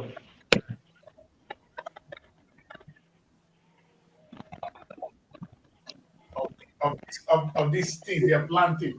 You see, exactly. It comes down to one thing. In the US, so sometimes people ask me, who appoints electoral commissioner in the United States? It's still the president.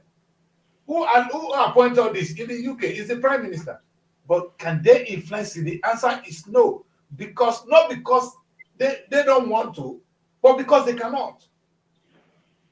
We obey the law here, not because we want to, but because if we break the law, there is only one place you're going to end up. A politician in the UK will be disgraced out of office now. He knows that. So he's careful. And who is this check and balances we are talking about? It's the police. I'm of the opinion that the money we're spending on all this technology is spent to actually orient the police to do their job. If the police, I swear, do their job today in ONDO, people will be in check. Politicians will be in check. There's no amount of beavers that's going to stop, going to put politicians in check. They don't understand that one. Policing, effective policing will do that for us. I understand what you're saying, that human interaction would have stopped this money voting. But if 3 people have been put in prison today, this morning, for this, and Nigerians are aware that they prosecuted, they will not do it again. Nigerians are always, you see, we don't obey the law because we want to. Nobody obeys the law because they want to. The system must make you to obey the law. And that is the only people that can help us to do that. I think it's the police. We are not spending enough money on the police. We're spending money to tell them to go and marshal and beat people. But the police should have the technology to check crime and prosecute crime. Say, for instance, now, the INEC is aware another poor police presiding officer cannot stop you from buying votes. But the police can and prosecute you. So why put the energy on INEC, on the staff? Why not put it on the police who can prosecute the people? That's my question to you, Michael. Yes. Okay. So, like we've said, it's a system that we have not been able to build here. System of consequences for action. If there are consequences for action, and people see that when they go break the law, when people break the law, there are consequences. Of course, it makes them to adjust. It's not something we've been able to have that will. That's because currently the people that are supposed to implement that system are the biggest beneficiary of that broken system. Our system is broken as it is now, and the biggest beneficiaries are the politicians. You have some of this vote buying. In fact, not some. All of this vote buying is being perpetrated by the politicians. So I don't know which politician, for instance, will now pass a law that allows the police to arrest him for buying votes, or for buying votes. So at the point where we are now, because we have to take advantage of what we can do, what we call the low-hanging fruits. Yes. Start from somewhere. Where we can start from at the moment is to increase the political consciousness of citizens, to know their rights and to know how to demand for those rights. Before, probably with time, we can get to the point of passing some laws and until we get the right people in place that can pass those laws. But at the point where we are now, our role is to increase the consciousness, the political consciousness of citizens, to be able to know their rights. I'm still going to come in here. I like what you said now. The political consciousness, like I already complained. Even when people are aware that, okay, I can do this, and if it is not done, where do you cry to? Go to the court. And the court may not be able to prosecute you. That's why the cases in court are frustrated, because the police are not carrying enough evidence to be able to do their job. If the elections is cited, the police will come out and say, this is what we saw. These other things happen. Let it come from the police. Okay, even if I am in an electoral vote and I have an issue with the IRF or the result uploaded, if the police don't come out to be evidence, we are finished. So what I'm really praying for, or what I think is, if all this money, or maybe even this act of policing the electoral process with this technology is controlled by the police, This is exactly what I'm trying to say there.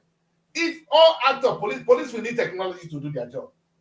Police probably need to be the one in charge of the beavers or any IREC, that anything collating the result should be controlled by the police, or the police should have a part in it. So they are the one that controls it. If they see anything, if they see you do anything wrong, let the police be empowered to know that I can get this man prosecuted for buying votes. I'm going to put him in prison now for buying votes. If the police knows that, you see, the system will normalize. You cannot buy votes.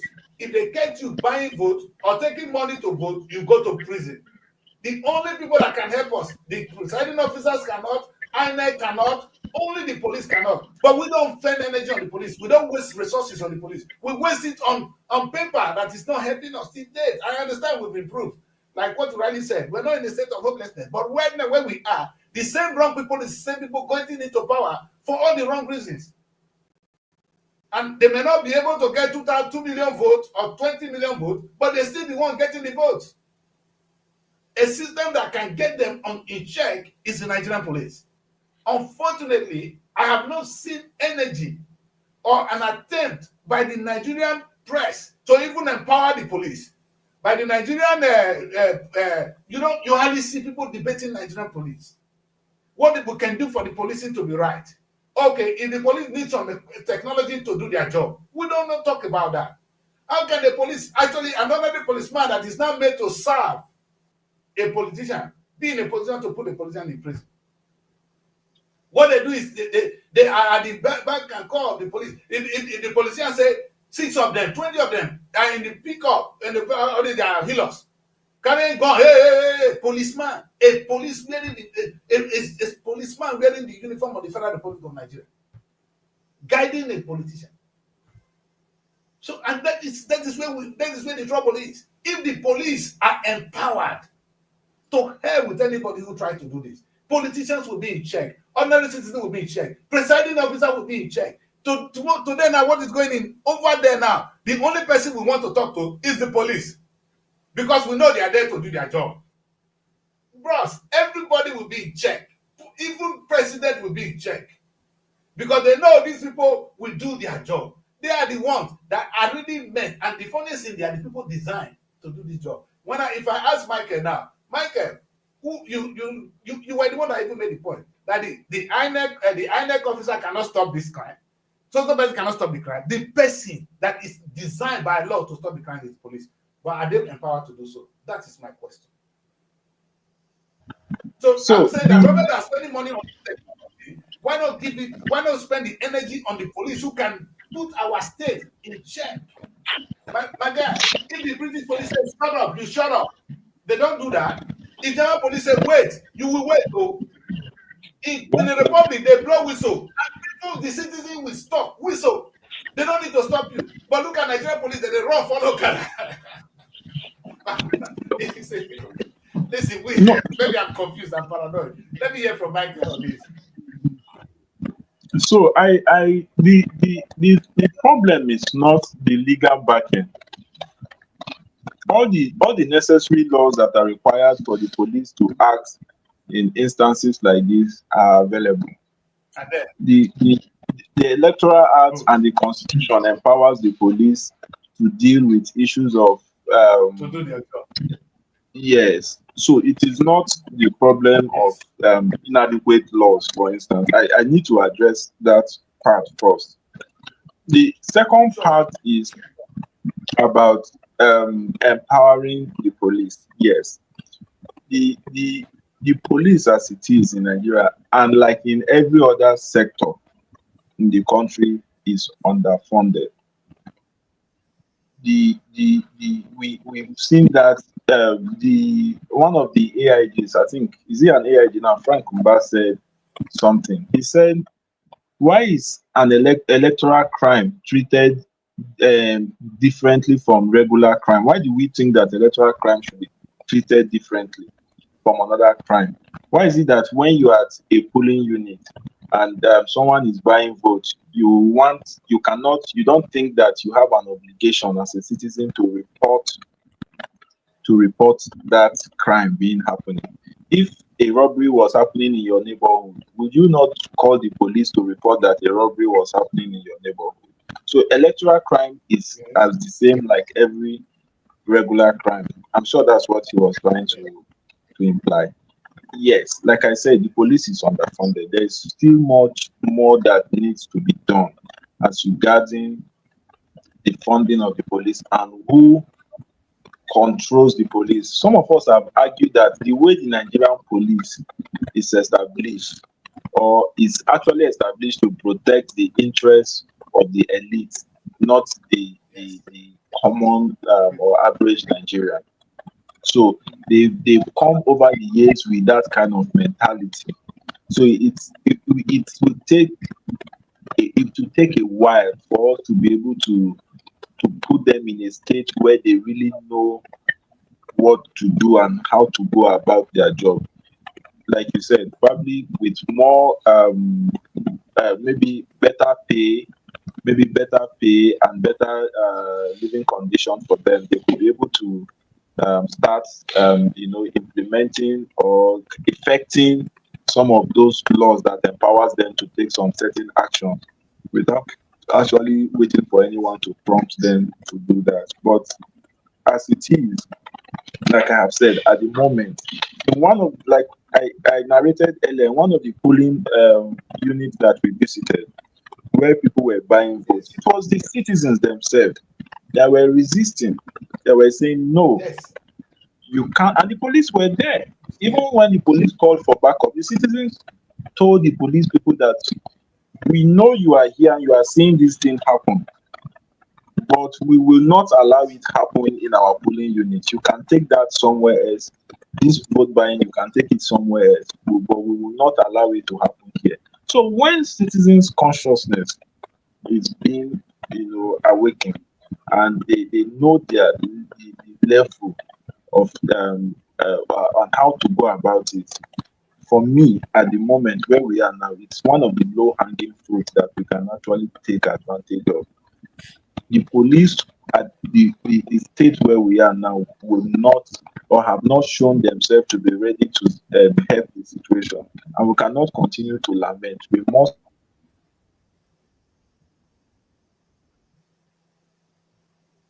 get the police to work. Well, people is that is Michael talking us through. We are today is election day in Ondo State, and the election is up and going. It looks as if things have improved.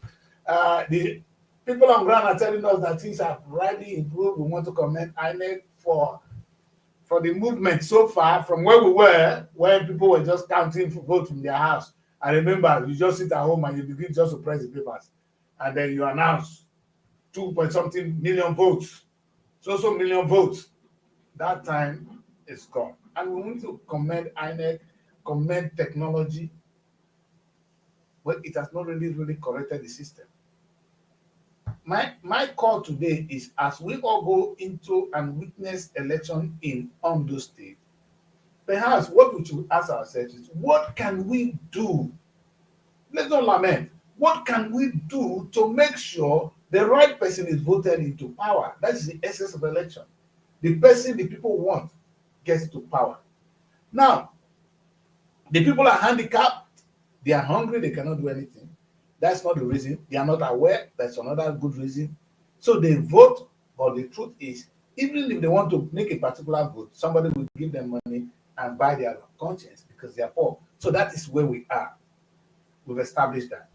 Now, INEC has done their own part, bringing the things they were ready to count the vote if the vote comes. So INEC are also handicapped. They cannot stop you from buying the vote. If they've done everything humanly possible to make it correct, to make us behave. In fact, the system in Nigeria is more complex to vote in Nigeria than to vote anywhere in the world. I go to vote in the UK, like I vote from my house. Actually, I use the post voting. I just mark who I want and I send it back to them. The envelope will go back to them.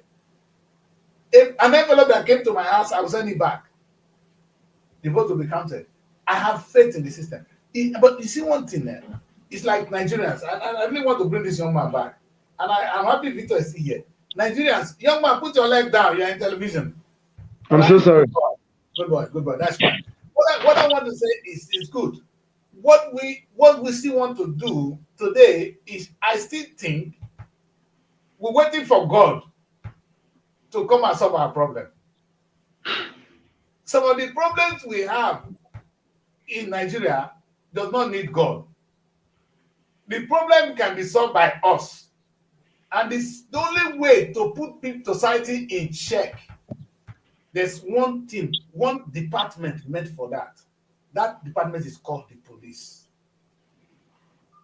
Anywhere in the world that where there is no effective policing, things go wrong. And that's exactly what we see in Nigeria. We don't, because of no policing, politicians get away with our money. Even when the citizens are crying, now we are aware. Look, I give an instance. In Delta State at the moment, I want to use that instance. We have a case where they said the former governor is being accused of 1.3 trillion. The police have started the job. The people are crying. Oh, we want to see justice.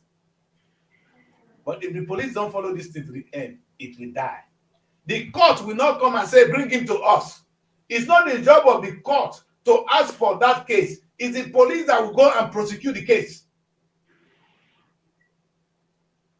So if we don't have this system in place, if the police don't do their job, if they are not empowered to do their job, I'm not talking of mere paying salaries. So maybe they need technology to do their job. Maybe they need some help to do their job. Have we even called the Nigerian police and say, what do you people need? We are relying on you. Let us believe in them. Let's call them our God. This is the way we go to church. Let's call the police and say, young people, we need you people to save us right now. Because we are the one that can save this day. But first, we have to understand that they are the one that can do it first. They are the one that can tell the president, no, you cannot do this. They are the one that can tell INEC, you cannot do this. They are the one that can tell me, I cannot do this. They are the one that can tell the presiding officer, you cannot do this. They are the one that are meant to do the job. Let us believe in them, but let's then ask them what they need. And perhaps all this money we spend on INEC should be spent more on the police. So the police can do their job. And I swear, young man today, if you say they don't arrest 10 people, if not, you go take time. Abi? What?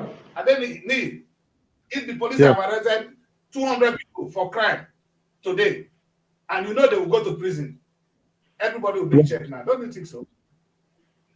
Michael didn't agree with me completely. Michael is of the opinion that the people that we should educate the people. I understand that. America went to vote, yes. But like I was trying to say, in America, there's one last hope.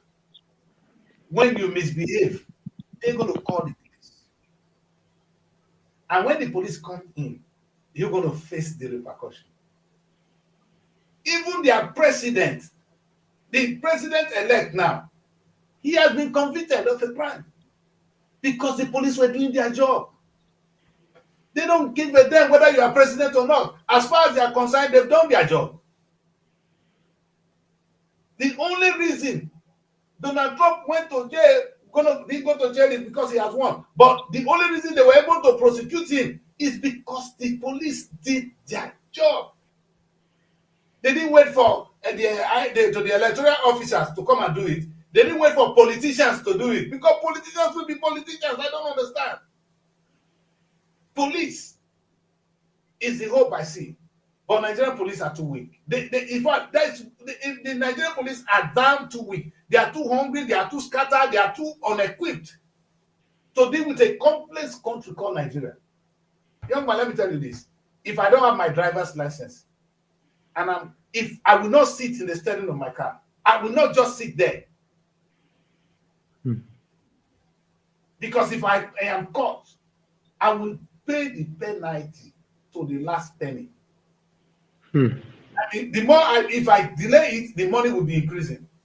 I don't want that trouble in my life, so I will pay immediately. When I remember that money I paid, I will not do it. I will not do it again.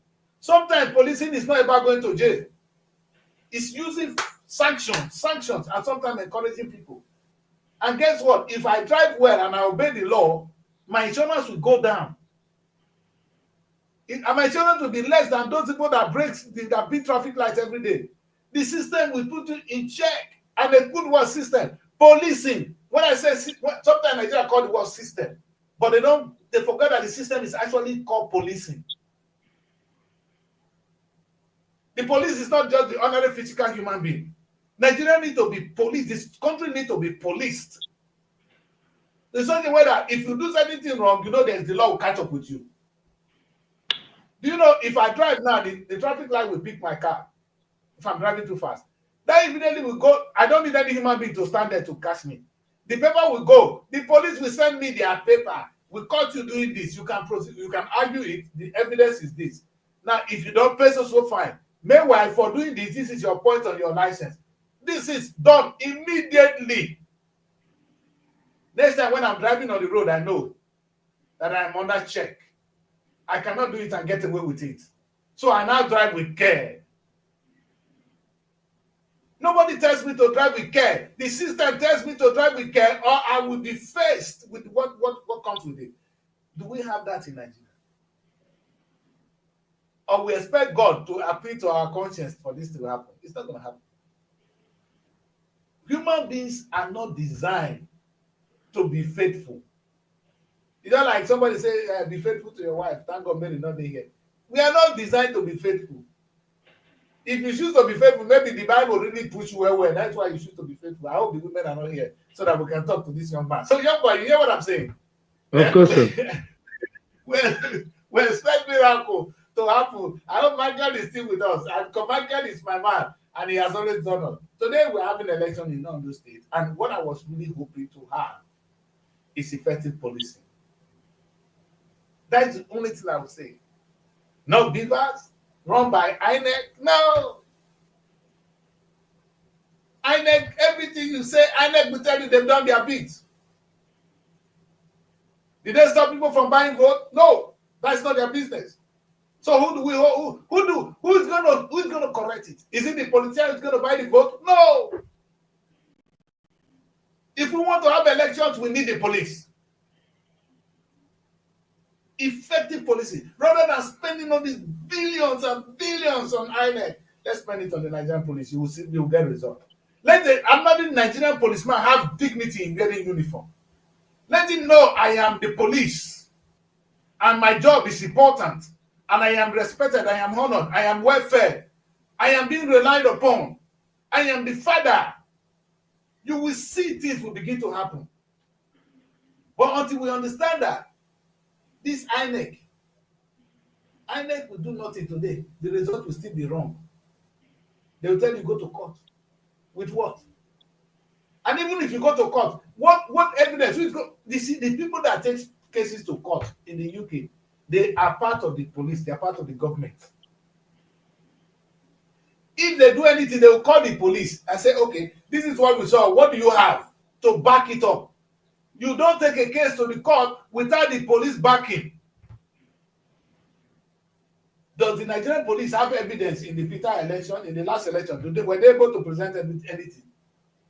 What was the role of the police in all that happened? What did the police, do they have any evidence to support or to go against whatever you're saying? So how are you going to present a case in court? So it's me talking, you talking. We have a brother that can help us. That brother is the Nigerian police. We should deliberate on that. Well, let us go on. I think okay. It is very important. President is saying that I think it is deliberate on the part of INEC and the REC. Okay, and we said this several times that the women can be fair, that the woman can be fair, says Ajayi, PDP candidate. Now the PDP is already crying. No, listen, no. PDP is already crying. The election has not come to an end.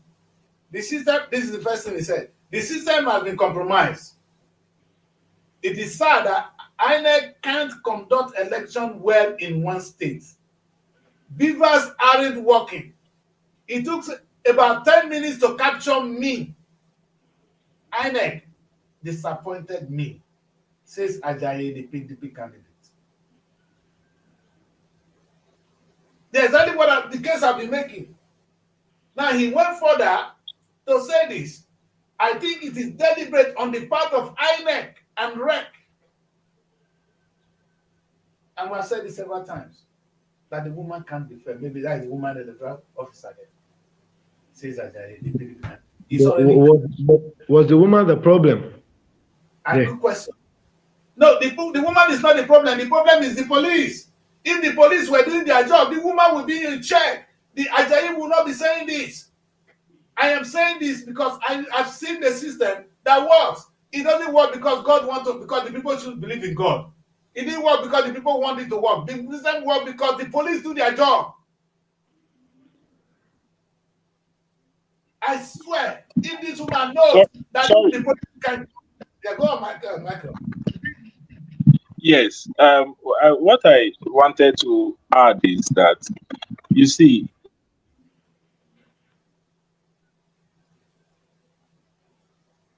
I'm with you, Michael. Michael will come with join us because Michael is coming with big sense of respect. Yeah. And I'm happy to be with two of you today. Yeah. Thank you very much. Mr. Mike, are you there? Yeah, Michael is going to join us. We must have this one before we take a break because it's going to be a kind of broadly. Okay. Go on, Michael. Yeah. Okay, so it is normal for politicians to celebrate when they win, and it is normal for them to cry foul when they lose.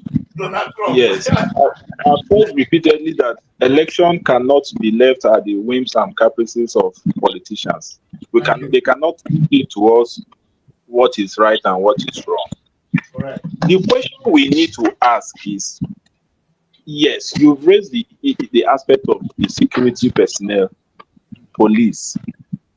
The politicians themselves, this same PDP candidate, what has been his contribution to improving? Did he not participate? Will he say he has not also participated in vote buying in this election? Thank you. What has been his own role? We have not seen political parties and politicians hold town hall meetings to demand for any form of return. They are the biggest beneficiaries of our democracy. Yes. But what has been their contribution to improving the process? Nothing. We must learn to hold the right people accountable. And I keep saying it, we must learn to hold the political class accountable. Because we keep giving them a lot of excuses, they keep having all manner of groans, we report them, the man has said this, the man has said that. All the while throughout this election, has he held any meeting to raise the consciousness of the voters? Has the politicians invested in citizens, like we've been saying, the media, the civil society, to raise the consciousness of? It is a part of the role of politicians to get involved in voters' education. What is their budget for voters' education in their political parties? Instead, the budget for vote buying. Michael, did I not tell you before that you want to change the DNA of politicians? You want to change the DNA of politicians, especially that of Nigerian politicians. If you are expecting them to change the system, it's not going to happen. Exactly. Well, so I'm not hoping. I don't expect the Nigerian politicians to change. And let me say this.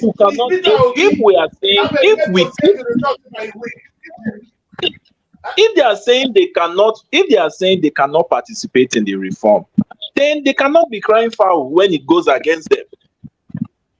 Exactly. And we're not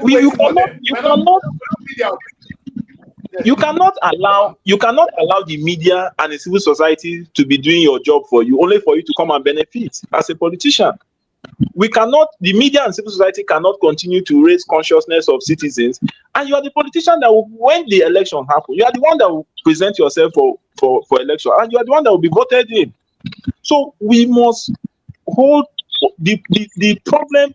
The biggest problem of Nigeria, as we've said, even whether we talk about the system, it is the leadership that will put that system in place. And if we fail to hold those who will eventually emerge as leaders, if we fail to hold them accountable, they will continue in this attitude of looking for one excuse or the other. politicians cannot always determine or decide when election is free or when it is not free. It is normal that this same. Now I have said this. Ondo has about 3,000 polling units, 3,000, maybe 3,200 polling units. He was in one polling unit, and after, just because he could not be captured in 10 minutes, and he's saying that the whole election. So what happens to the other 3,000 polling? He's saying the system has been compromised because of his personal, where he went to. Does he speak on behalf of the 3,000 other polling units? No. As media, as civil society, we must deal with data, with numbers. Yes. The whole election cannot go smoothly, for instance, unfortunately, in the 3,200 polling units. We will look at the data, we'll look at visited maybe over 20 polling units, and actually in one of the polling units the beavers was slow. Yes, it was actually taking about 10 to 15 minutes for it to capture. But again, if we are dealing with data, if you have visited 20 polling units and one is not working effectively, will you, in all fairness, saying that the whole process should be cancelled because of 1 out of 20? So the other people that voted freely in the other 19, will you now disenfranchise them just because it did not work in one? In all fairness, so we must also look at data. We cannot just saying, if this result comes out tomorrow, what if this result comes out tomorrow and PDP emerges as winner? Will the man now say the process is compromised? It will be Donald Trump. It will be Donald Trump. Don't worry. we are aware of that. Listen, we're not waiting for their opinion. Look at one here. One is saying that anything that happens, because he's hopeful. This guy must be hopeful. You understand? Say anything that happens, he will accept the result. He is hopeful. You understand? He's hopeful. You see, we know politicians. Like I said, politicians will be politicians. We don't even need their opinion in this case. If they want to help themselves, they will have to see that the policing of the system is in place.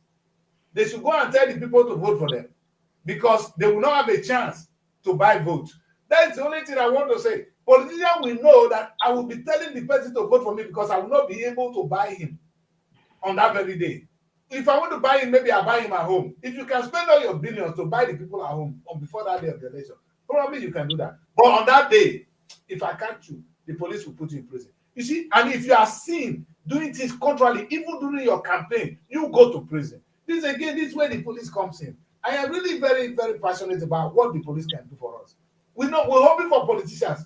Was I not expecting this? I was expecting this because I know that now that APC is in power, the PDP guy is going to cry all the time because he probably knows he has no chance.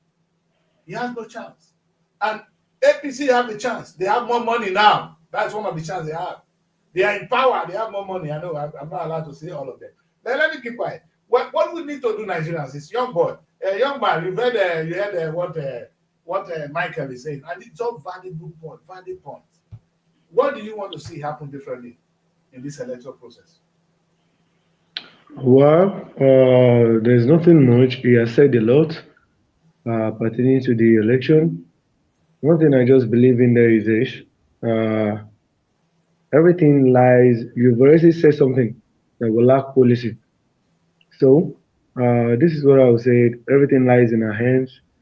Once we are together, and I believe we can both make things right within ourselves. Like, what do I mean by saying that? So I believe togetherness matters in all things. That is why I quote what one said, and I quote that united we stand and divided we fall. So that's what I just believe it happens. Yes, thank you very much. Well, we spent 2 hours, the first 2 hours of the day, looking at what to expect, what is happening on ground. So far, credit to ONDO people. They have been more peaceful than every other state I have heard of. I have to give them that credit.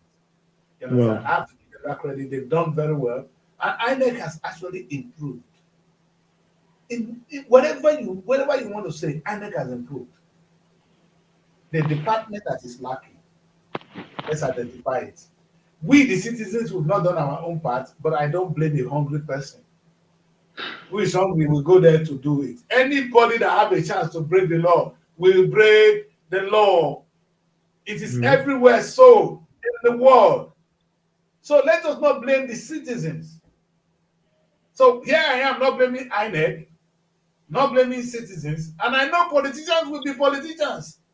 Of course. Around the world, INEC complained.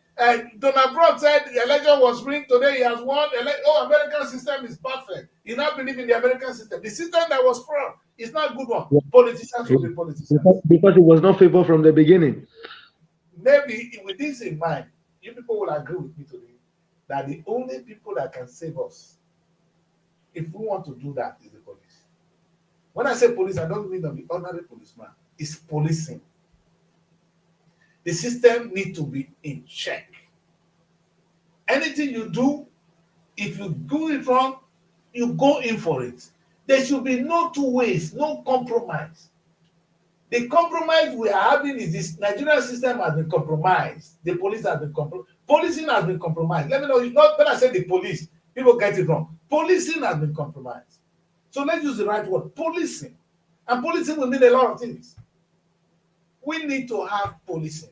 A system that puts the country in check. You and I, the politicians, in fact, INEC, even the police himself, so that when that thing is in place, we will be forced to, not because we want to. See, we are saying we want to. This act of waiting for us to want it, it's not going to happen. You don't want it, you will be compelled to. That's why it's called law. The law is not what you want. It's what the society says. So it is not my wish to obey the law. But the law is what the society says, so I must obey the law. And if I don't, there's a punishment waiting for me. Or there is a good thing waiting for me for obeying the law. Let us walk along that line. And hopefully, by the time we get to 2027, what we see today, this vote by, because I've been following the election, police have been doing their job. There's no crime, no fight, no things like that. But that's not the job of the police. Police are not there to stop people from fighting. They are there to make sure that things are done according to the law. The job of the Nigerian police needs to be defined. Your job is not to, and let me hope Mary is back this time. The job of the police is not to just make sure that people don't fight. No, your job is to make sure any attempt by politicians, even this kind of utterances, should be dealt with. If you say this, that's what this man said now, the governorship candidate, if it is wrong, he might be liable. You are frauding the system. You are telling the system is wrong. You must have enough evidence.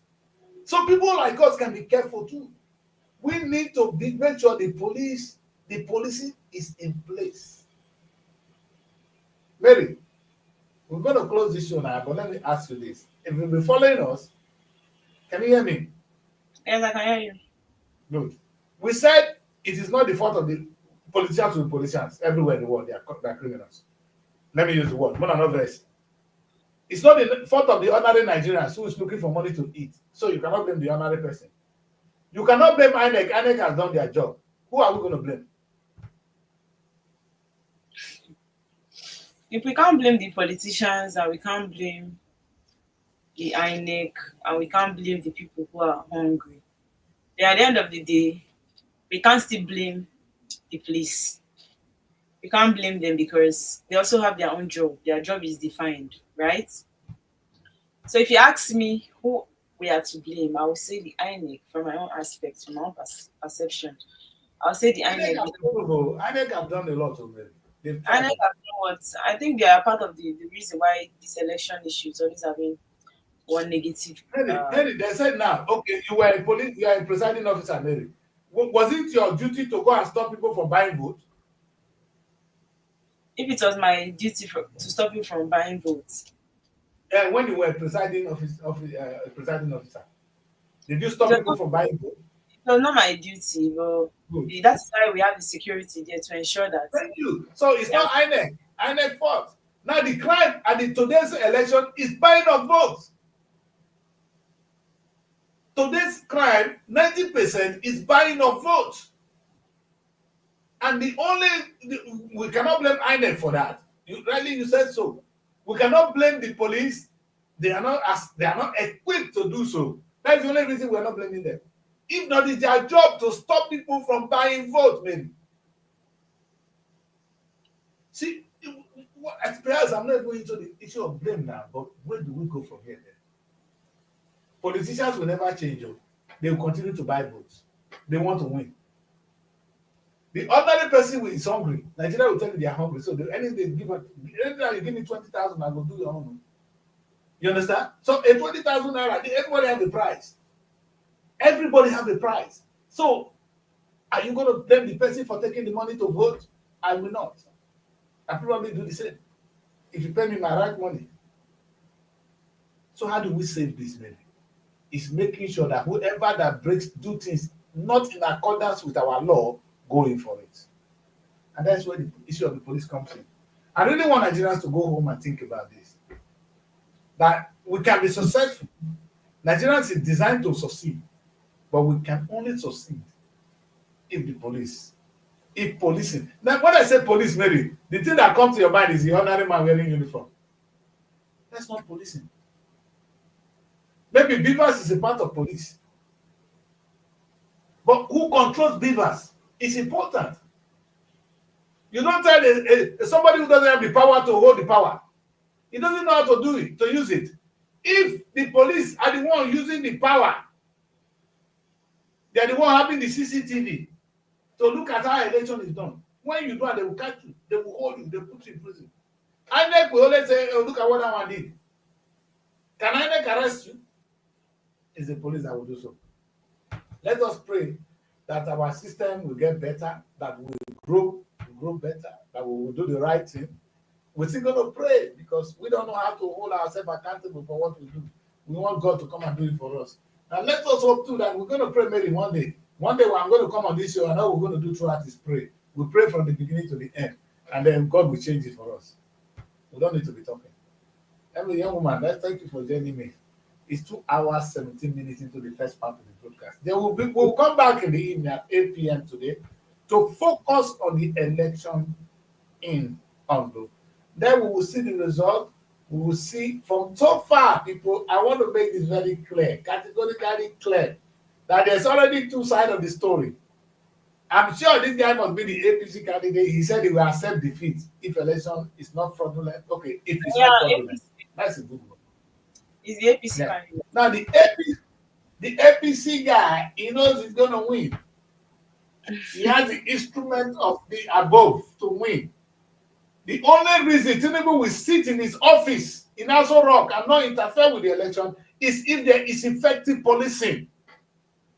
Tinubu will change the result at all costs if he's allowed to do so. And I will do the same. Mary, if I have a way to change the result, why will I not change it? So who goes to a battle? Who goes into a battle to lose? Who? Have you seen anybody that goes into a ring? You go into a boxing and you go there to lose? You lose because you are forced to. The opponent is stronger than you. The police will be stronger than the Nigerian politicians to put them where they belong, to push them at the right places. The president will sit up if he knows that the police will bring up evidence against them that they've defrauded the system. If we want to save our country, we're going to need effective policy. I said it again and again, and I hope it sinks. There is only one arm, one people, our brothers, the police, they can save us. Because right now, this one is crying. He's saying he will accept. The other one is saying, no matter what happens, he already said the woman is already at fault. INEC has been compromised. The system has been compromised. He knows he's going to lose. He doesn't spend. He doesn't have enough money. He has been buying votes too. This PDP guy, he has been buying votes too. It's just that the people, they pay more. So they know those ones with bigger money will buy. When snake, you get there, when you see what happened in the Bible, maybe. the Pharaoh command his snake, make it eat, make it come out. Now Moses command the come swallow Pharaoh's snake. Now Pharaoh look, this one pass me. Then the first person, they know they agree. For war, now who get power pass, now they win.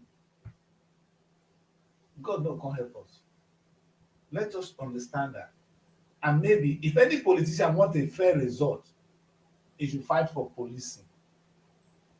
In fact, if there is no policing, there's nothing me and you can do about this. There is absolutely nothing another Nigerians can do. And I pray that we can understand that and we'll begin to ask for effective policing in our system. Thank you very much for joining me, young woman. The system, your network has been very bad today. I like this yourself. What is it called? Bottega Veneta. Which one be that one, Mary? Very good. So cool. This is not tired for this old man, though. Anyway, let's go. Thank you very much for joining me, young woman. I'll see you. I'll see you by 8 p.m. because you have to be here with me too when we finally look at the result. God bless you. Find your sanctuary in the heart of the city. Live the life you deserve in an exquisite apartment. Srtv Luxury Shortlet Apartment, Lagos, is a place where your comfort is rest assured. Welcome to Srtv Shortlet Apartment, part of the prestigious Srtv Real Estate family. Why choose us? Prime location, nestled in the heart of Lagos, close to key attractions, business hubs, and vibrant nightlife. Modern interiors, fully furnished, stylish apartments designed to provide the ultimate comfort. Luxury redefined, vacation perfected. 24/7 security. Enjoy peace of mind with round-the-clock security and CCTV surveillance.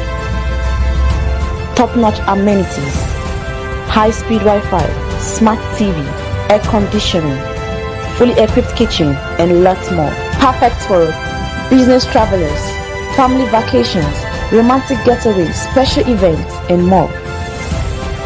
Book your stay today and experience Lagos like never before.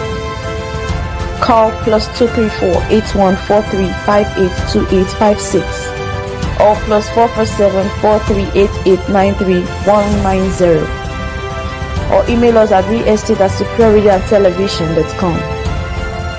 Srtv Shortlet Apartment, where comfort meets luxury.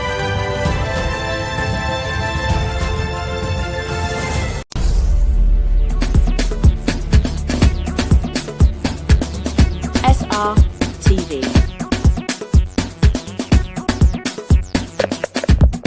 Innovative content.